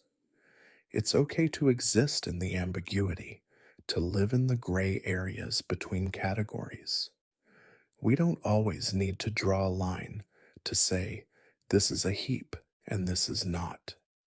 The world, much like the heap of sand, is full of gradients, nuances, and subtleties. We are never the same person we were yesterday, just as the heap is never the same heap. The question is not about when the heap stops being a heap, but about understanding the process, the flow of time, the endless cycle of transformation. Sometimes the very act of change is what defines us, not the end result. As you breathe in the cool, calming air, the paradox begins to fade into the background of your thoughts. It's not something to be solved or figured out. It's simply a part of the dance of life, a reminder of the fluid nature of everything. In the quiet, gentle stillness of the world around you, the paradox becomes part of the rhythm of existence. There are no clear-cut answers, and that's okay. The journey is not about certainty, but about the unfolding, the change, the gradual movement towards something new. The sand, the heap, and the paradox are all part of the same thing, life's journey. And with that realization, you find a deep sense of peace, knowing that it's okay not to have all the answers. Change is inevitable, and in that inevitability, there is beauty. As you breathe deeply, feeling your body relax into the soft, rhythmic waves of the universe, you allow the paradox to fade into the distance. The heap is no longer important. What matters is the flow, the transformation, the ever shifting sands of time. 12. Russell's Paradox. Imagine yourself standing in a vast, endless space, a place that seems to stretch in all directions. The air around you is still, heavy with the weight of infinity. You feel as though time itself has slowed to a near standstill. The world outside, the hustle of life, feels distant, almost irrelevant. There is only the soft hum of quiet, as though the very fabric of existence is holding its breath. The stillness of the moment, combined with the soft ambient glow that bathes everything around you, creates a perfect environment for deep contemplation. As you stand there, fully immersed in this serene space, your thoughts begin to drift. In the quiet of this place, you're free from the distractions of the world. Your mind, once cluttered with the worries of everyday life, begins to settle. Slowly, you begin to focus on something deeper, something that has intrigued and perplexed thinkers for centuries: the nature of logic, language, and the very foundations of how we understand the world. This brings you to Russell's paradox, a riddle that has caused philosophers and mathematicians to pause and reconsider the entire structure of logic and mathematics itself. You feel the presence of something both unsettling and fascinating, a thought that stretches your mind in ways you had not anticipated. The paradox begins simply, yet it carries with it deep, challenging questions. Can a set contain itself? To most, this question seems innocent enough. A set, in its simplest form, is merely a collection of objects. In everyday life, we use sets to categorize and group things that share common properties. For example, consider the set of all red objects. Anything that is red belongs to this set. We intuitively understand this concept, and it works perfectly well for the most part. But what happens when we apply this concept to something more abstract, like the set of all sets? In mathematics, the concept of a set is one of the foundational building blocks of logic. Sets are used to organize things into collections, to make sense of different elements based on shared properties. But the question Russell poses is far deeper and more elusive. Can a set be a member of itself?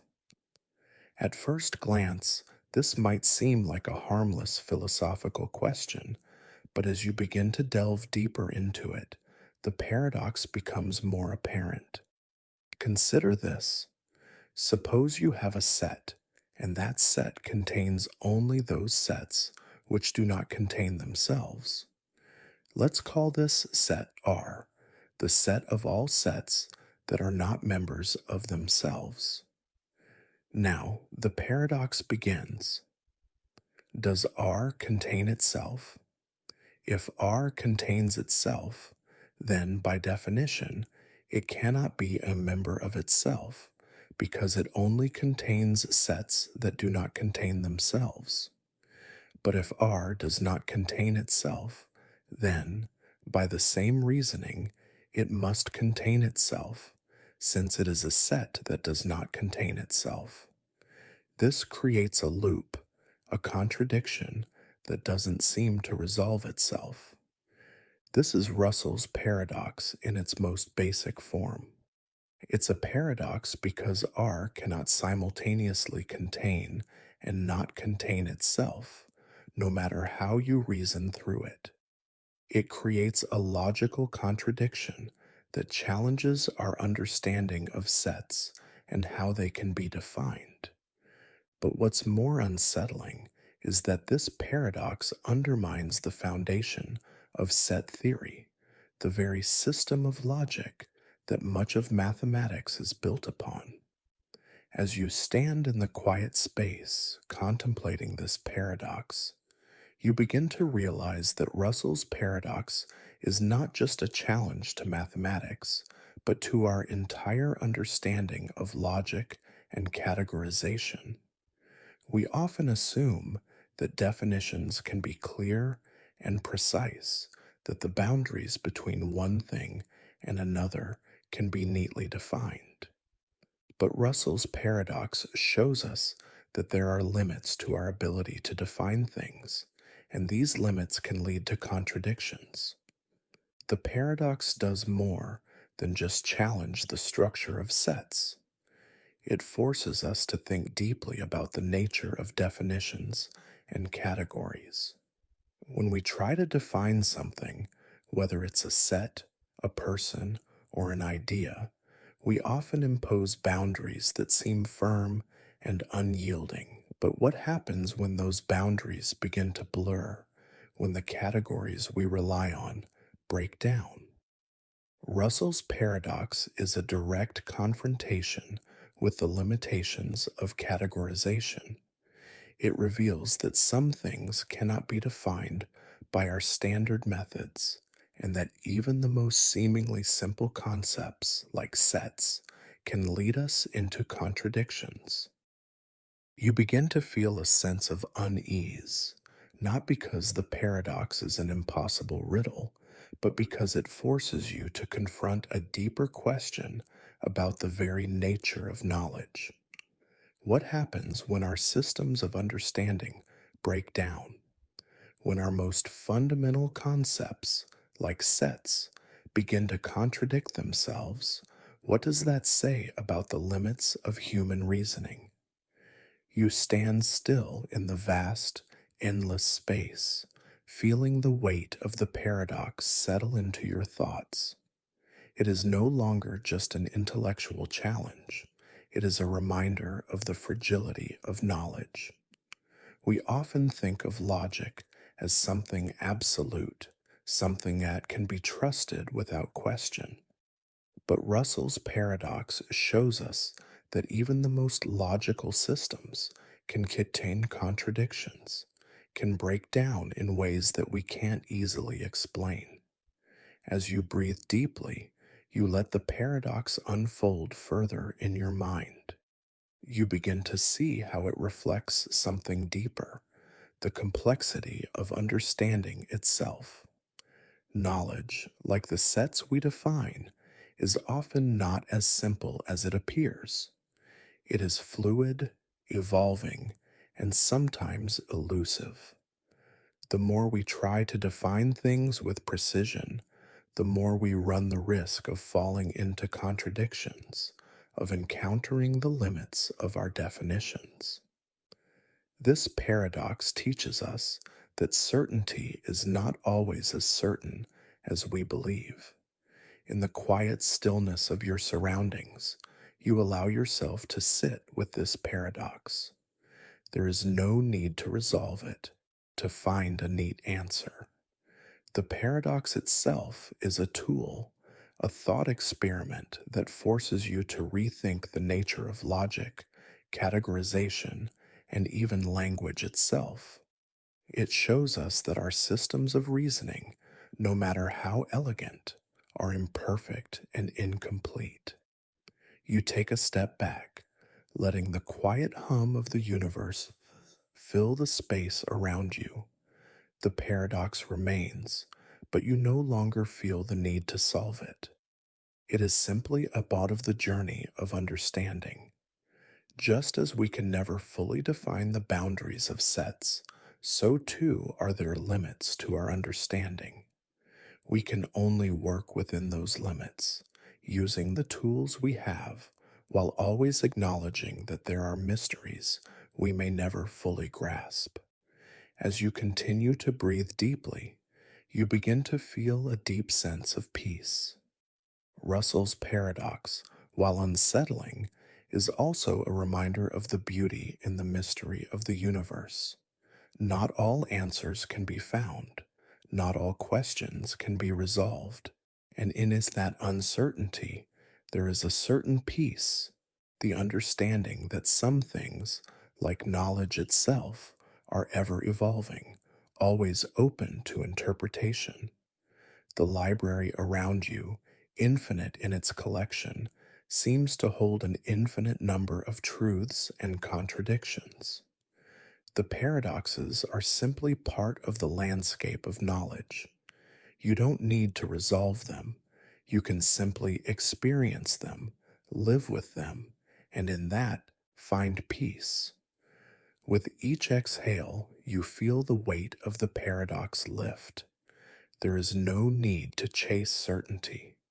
The questions, the mysteries, and the contradictions are part of the ongoing journey of understanding, and that journey is enough. You allow the paradox to fade gently into the background of your mind, knowing that it will always be there, a part of the infinite dance of thought and discovery. 13. The paradox of the unexpected lottery. Imagine yourself standing in the center of a quiet, dimly lit room. The air is still, and everything around you seems to exist in a state of calm perfection. There is no rush, no hurry, only the steady pulse of time moving around you, as though the world has slowed down just for this moment. You take a slow breath, filling your lungs with the cool, crisp air. It is a moment of peace, a moment of solitude, where you are free from the distractions and pressures of the world. In the midst of this calm, your mind begins to wander. It begins to drift, slowly, into a new thought, one that seems as improbable as it is fascinating: the lottery. It's a simple concept, and yet, when you think about it, it holds a strange paradox at its heart.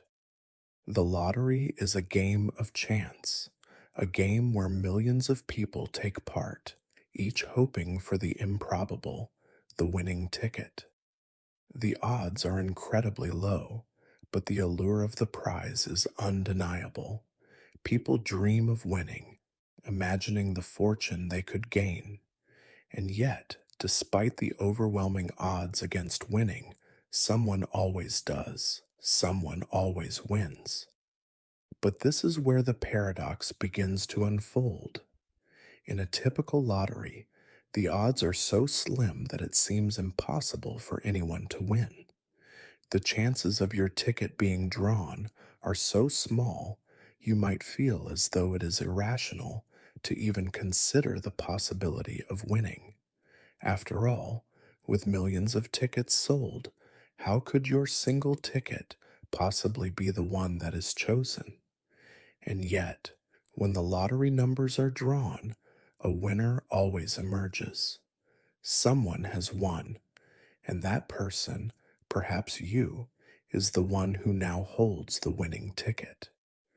But here lies the paradox. If the odds are so incredibly small, why do we still expect someone to win? The very low probability suggests that no one should win, but in reality, the lottery always has a winner. This creates a situation in which something that seems highly improbable becomes inevitable. The paradox stretches further when you consider the thought process of the people involved. Imagine you are one of the millions who purchased a ticket. You are told in advance that one person will win, but no one knows who that person is, nor when the winner will be announced. The closer you get to the moment of the draw, the more you convince yourself that, of course, it won't be you. Statistically, you know the odds. No one wins this kind of lottery. It's just too improbable.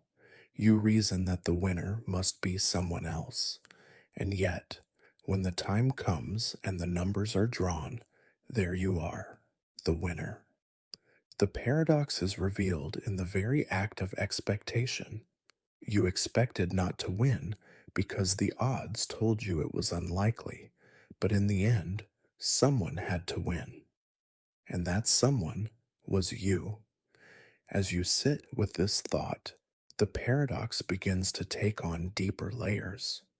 Why does our mind work in such a way? Why do we assume that the improbable, even the impossible, won't happen, despite evidence to the contrary? The unexpected lottery paradox forces us to confront our assumptions about probability and certainty. We convince ourselves that something is so unlikely that it cannot happen, only to find that inevitably it does. There's something deeply unsettling about this paradox, something that challenges our view of the world. What does it mean for something to be improbable and yet inevitable? How do we reconcile the seeming randomness of the universe with the certainty of outcomes that are, in the strictest sense, improbable? What happens when we try to predict the unpredictable? You take a slow, deep breath, feeling the paradox settle in your mind. There is a quiet beauty in this riddle as it shows us the limits of our reasoning. We like to think that the world follows a predictable pattern, that events unfold according to the probabilities we can calculate. But the unexpected lottery paradox reminds us that the universe doesn't always follow the rules we set out for it. There are things that happen despite all odds, things that occur because they must, and this is the unsettling part. Sometimes, events unfold in ways that defy logic and probability, and yet they happen. As you continue to reflect, you realize that this paradox is not just about lotteries or about random chance. It's about our expectations. It's about how we view the world, how we shape our decisions, and how we manage uncertainty. The paradox serves as a reminder that life is full of surprises, full of moments that, despite all our reasoning, will always remain unpredictable. And it is in these moments that we experience the true nature of surprise. It is not about what we expect, but about what we never saw coming. The deeper you sit with this thought, the more it resonates within you. Life itself is like a lottery. We make our choices, we follow the odds, we believe we know what is likely and unlikely. But in the end, we cannot predict the outcome. Even when the odds are stacked against us, there is always a chance, however slim, that the improbable will happen. You feel the weight of this realization in your chest. The paradox teaches you to accept uncertainty, to embrace the surprises that come your way. In the face of unpredictability, we learn to surrender to the unknown, to trust that what comes will come. You take another deep breath, and in that exhale, you let go of the need to control every outcome, to predict every future event. There is peace in knowing that some things, no matter how unlikely, are destined to happen. And in that peaceful acceptance, the paradox begins to dissolve. The unexpected lottery paradox no longer feels like a puzzle to solve, but a truth to accept. Life, with all its randomness and improbability, continues to unfold, and no matter how much we try to predict it, we can never fully know what will come next. But perhaps that is the beauty of it all, the chance to be surprised, to experience the unexpected, and to live in the mystery of what is to come. 14. The Twin Paradox. Imagine, for a moment, that you are standing in the middle of a serene meadow. The grass beneath you sways gently in the wind, its vibrant green hue a contrast to the soft blue of the sky above. The sun shines warmly, but the breeze cools your skin. In this moment, everything is calm. peaceful. Time seems to slow, its passage imperceptible as you stand in this tranquil space. Every thought feels softer, more distant, as if the very environment around you encourages your mind to drift into contemplation. As you stand there, taking in the beauty and stillness, you begin to feel a curiosity stirring inside you. There's something intriguing, something deeply mysterious about time. Time is something we all experience, something we all rely on, yet it is so often taken for granted. We think of time as a constant, a steady, unchanging force. But what if time, in reality, is not as fixed as we believe? What if time itself can bend, shift, and change, depending on where we are, how we move, and how we experience the world? This question brings you to think about the twin paradox, a thought experiment that challenges everything we know about time. This paradox, rooted in the theory of special relativity, revolves around two identical twins, Alice and Bob, and the nature of time as it relates to speed, motion, and the way we perceive reality. The paradox begins with the simple premise that Alice and Bob are twins, identical in every way. They were born at the same time, grew up together, shared experiences, and are essentially the same in every way, except for one fundamental difference. Alice is about to embark on a journey into space, while Bob will remain on Earth. This decision will change their lives in ways they cannot begin to comprehend. Alice, driven by a sense of adventure and curiosity, boards a spaceship, one capable of traveling at speeds close to the speed of light. The ship is sleek, its design elegant, but more importantly, it is a vehicle that will allow Alice to travel at a speed so fast that it will alter the very nature of time itself. As Alice begins her journey, moving faster and faster, closer and closer to the speed of light, something remarkable begins to happen. Time for Alice begins to slow down. This is a core principle of special relativity, a groundbreaking theory developed by Albert Einstein. Time is relative. It is not an absolute, unchanging force that ticks away the same for everyone. Instead, time is dependent on the relative motion between observers. The faster an object moves relative to another observer, the slower time passes for the object in motion. And Alice, traveling at a speed near the speed of light, will experience time at a dramatically slower rate than her twin, Bob, who remains on Earth. As Alice travels deeper into space, her clock ticks slower and slower compared to Bob's clock on Earth. For her, the passage of time seems to be stretching, like a rubber band that is being pulled ever so gently. A few years pass for Alice, but for Bob, those same years have stretched into decades. The paradox deepens when you realize that from Bob's perspective, Alice's journey is playing out in slow motion. Every moment for her seems to unfold more slowly, as though she is frozen in time.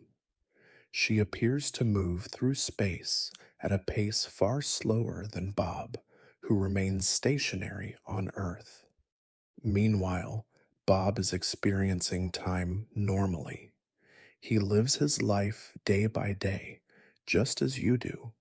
The passage of time for him feels steady, unbroken, but the strange truth of this paradox is that time for Bob is passing faster than it is for Alice. Even though they are both experiencing life, both experiencing the passage of time, their experiences are drastically different due to the speed at which Alice is traveling. Now, here's where the paradox becomes even more perplexing. What happens when Alice returns to Earth? After her journey through space, after traveling at nearly the speed of light, Alice returns to her home, the very planet she left so many years ago. She lands in the same place she took off from, expecting to find Bob waiting for her, just as she left him. She is excited to reunite with her twin, to share the experience of her travels. But when Alice and Bob meet again, something unexpected happens. Bob has aged far more than Alice. While Alice has only experienced a few years, Bob has aged decades. He has lived a full life while Alice has barely aged. The difference in their ages is not just at a few years, it is a profound gap, one that reflects the fundamental difference in their experiences of time. Bob, who stayed on Earth, has lived through the passage of time as we all know it, at a constant, unchanging pace. Alice, however, has traveled at near the speed of light, and because of this, time has passed more slowly for her. The faster you move, the slower time passes for you, and this is the key to understanding the twin paradox. You take a deep breath as you let the magnitude of this realization sink in. The paradox challenges everything you know about time.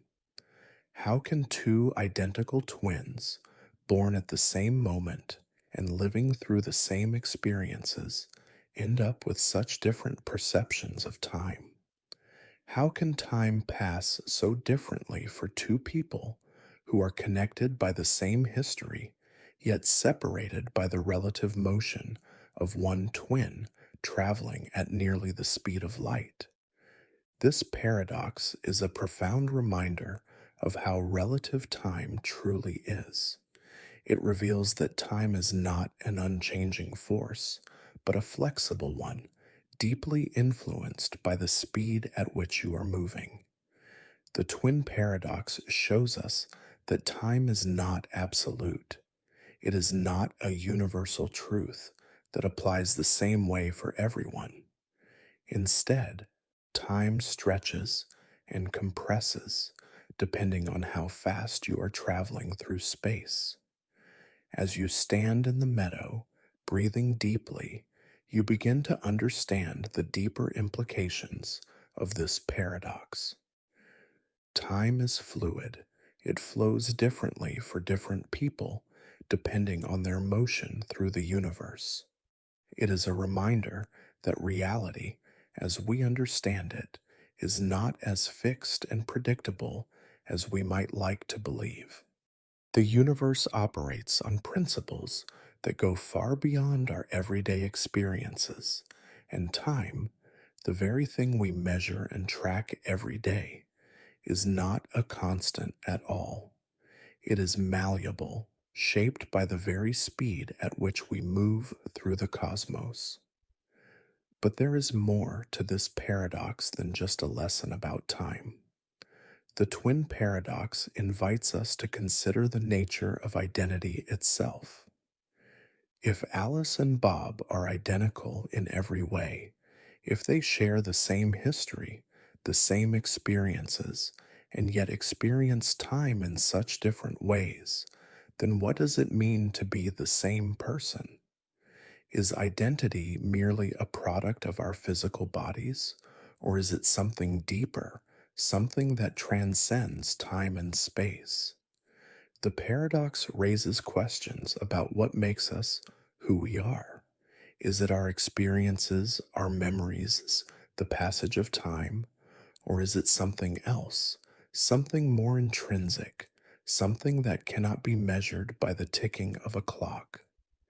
As you reflect on these questions, the meadow around you feels even more tranquil, as if the very air is inviting you to settle into these thoughts without rushing.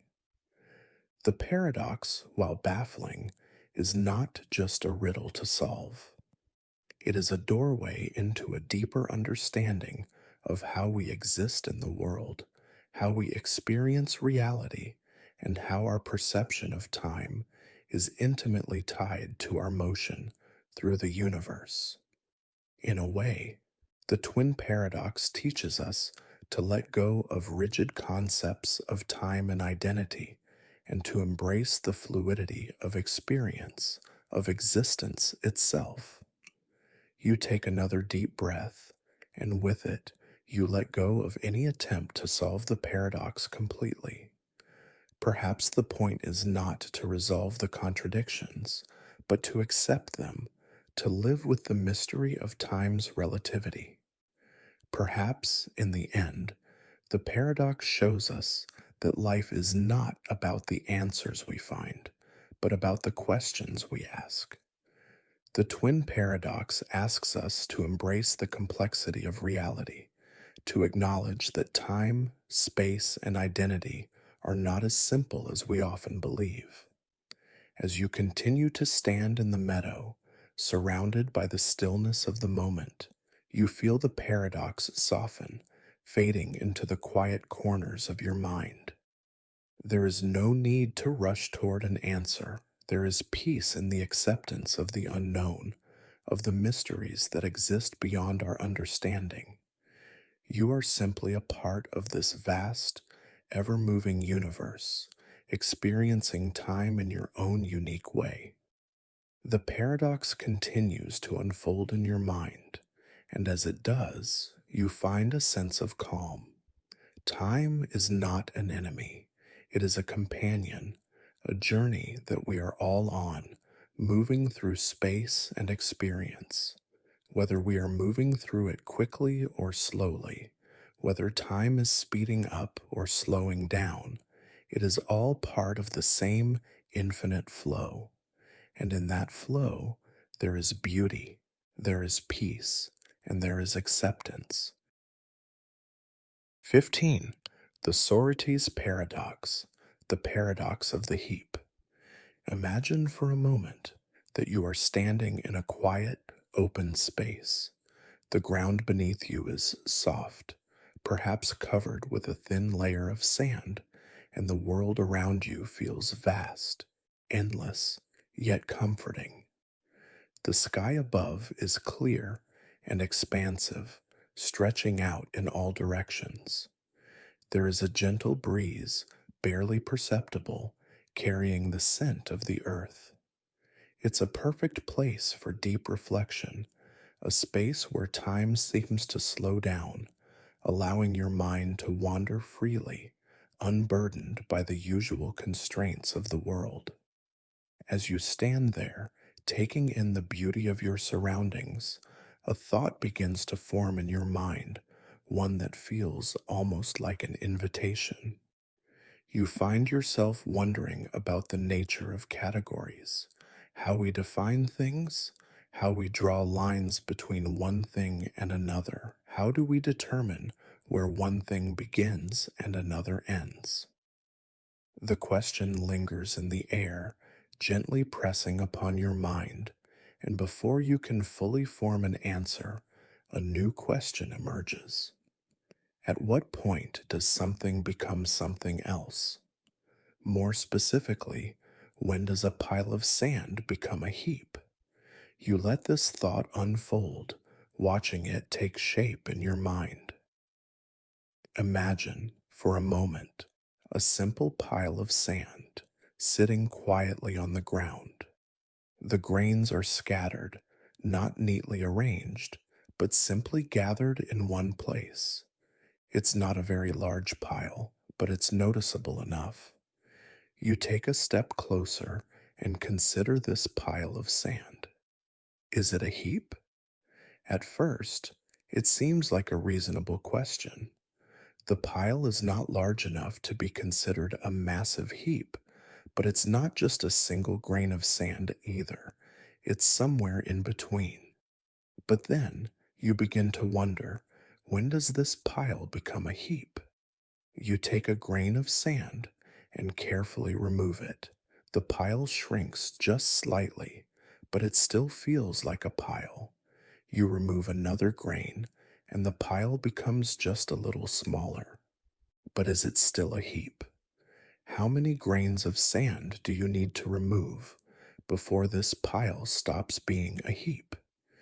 This is the essence of the Sorites paradox, a thought experiment that questions the very nature of vagueness in our definitions and concepts. The paradox asks us to consider how we define categories that exist on a spectrum, categories that don't have clear cut boundaries. When does a pile of sand transform into a heap? At what point does something that is not quite a heap become a heap?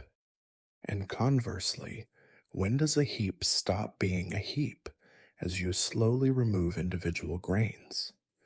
As you stand there contemplating this, you realize that the question is more complex than it first seemed. There is no precise moment when a pile of sand suddenly becomes a heap. It's a gradual process, one where the boundary between what is and what is not a heap becomes increasingly unclear. It's not as if you can point to a single grain of sand and say, this is the moment when the pile becomes a heap. It's more fluid, more subtle, like the fading of day into night. It happens slowly, almost imperceptibly. You take another deep breath, allowing the paradox to settle within you. What does this say about the nature of definitions and categories? We often define things based on clear cut boundaries, thinking of concepts as discrete and separate. But the Sorites paradox shows us that many categories are inherently vague, their boundaries blurred by the gradual changes that occur over time. A pile of sand is not suddenly a heap at a specific moment. It becomes a heap slowly, imperceptibly. And the same is true for many concepts we deal with every day. As you continue to reflect, the implications of this paradox start to take on a deeper meaning. The sorites. Paradox is not just about sand, it is a reflection of life itself. Many of the concepts we rely on to understand the world, age, wealth, intelligence, beauty, are also vague and subjective. How do we define someone as old? At what point does a child become an adult?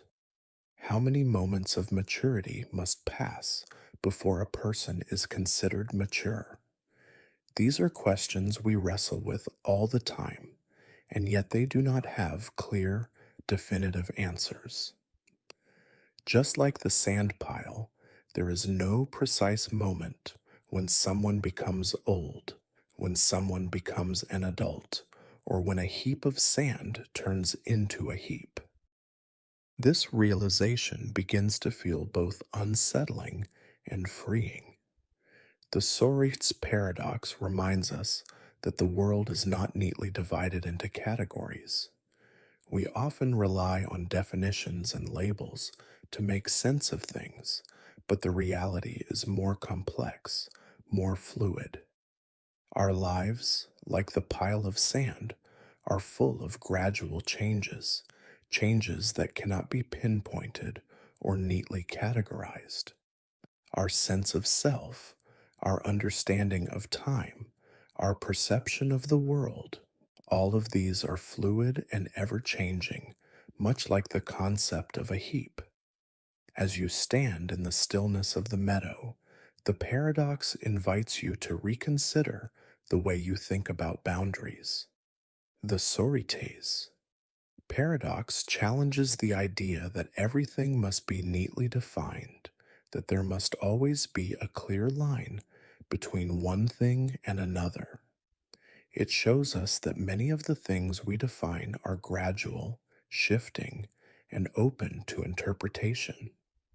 There are no strict boundaries, only transitions, movements, and changes that happen slowly over time.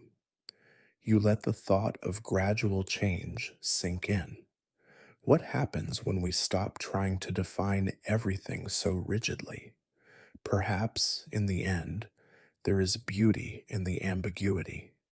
Perhaps, just as the pile of sand is always in a state of becoming a heap, so too are we always in a state of becoming. We are always changing, always evolving, and the boundaries we place on ourselves or on others are often arbitrary.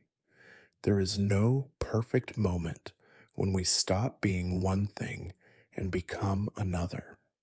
Instead, we are in a constant process of transformation. The paradox, as it unfolds in your mind, brings with it a sense of peace. It is not a riddle to be solved, but a reflection on the nature of existence itself. Life is not about hard definitions, about neatly fitting things into boxes. It is about the flow of time, the gradual unfolding of experiences, and the shifting of our identities. We are constantly becoming, just as the sand pile is constantly becoming a heap, in a process that cannot be reduced to a single moment or event. You breathe deeply, feeling the weight of the paradox lift from your shoulders. You begin to accept the fluidity of life, the lack of sharp distinctions, the understanding that many things in life are not meant to be easily defined. There is beauty in the ambiguity, the absence of clear cut answers, of rigid boundaries, allows for the possibility of growth, change, and transformation. Life is full of moments that blur the lines, that challenge our ideas of what is and what is not. And as the thought settles, you begin to realize that the Sorit's paradox is not just about sand or heaps. It is about how we move through the world. It is about how we understand change, not as something abrupt or sudden, but as something that happens slowly, imperceptibly.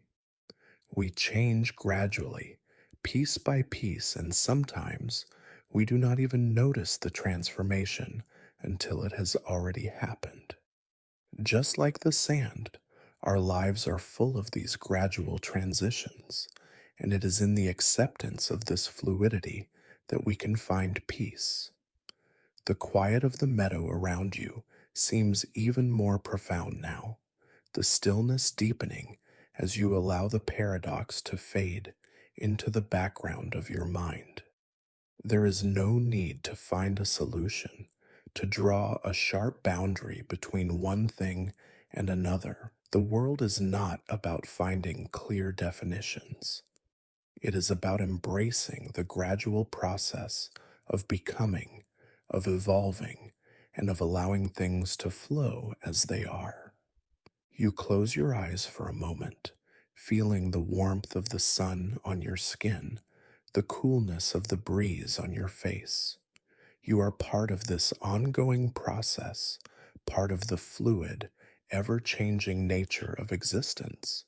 And in that understanding, there is peace,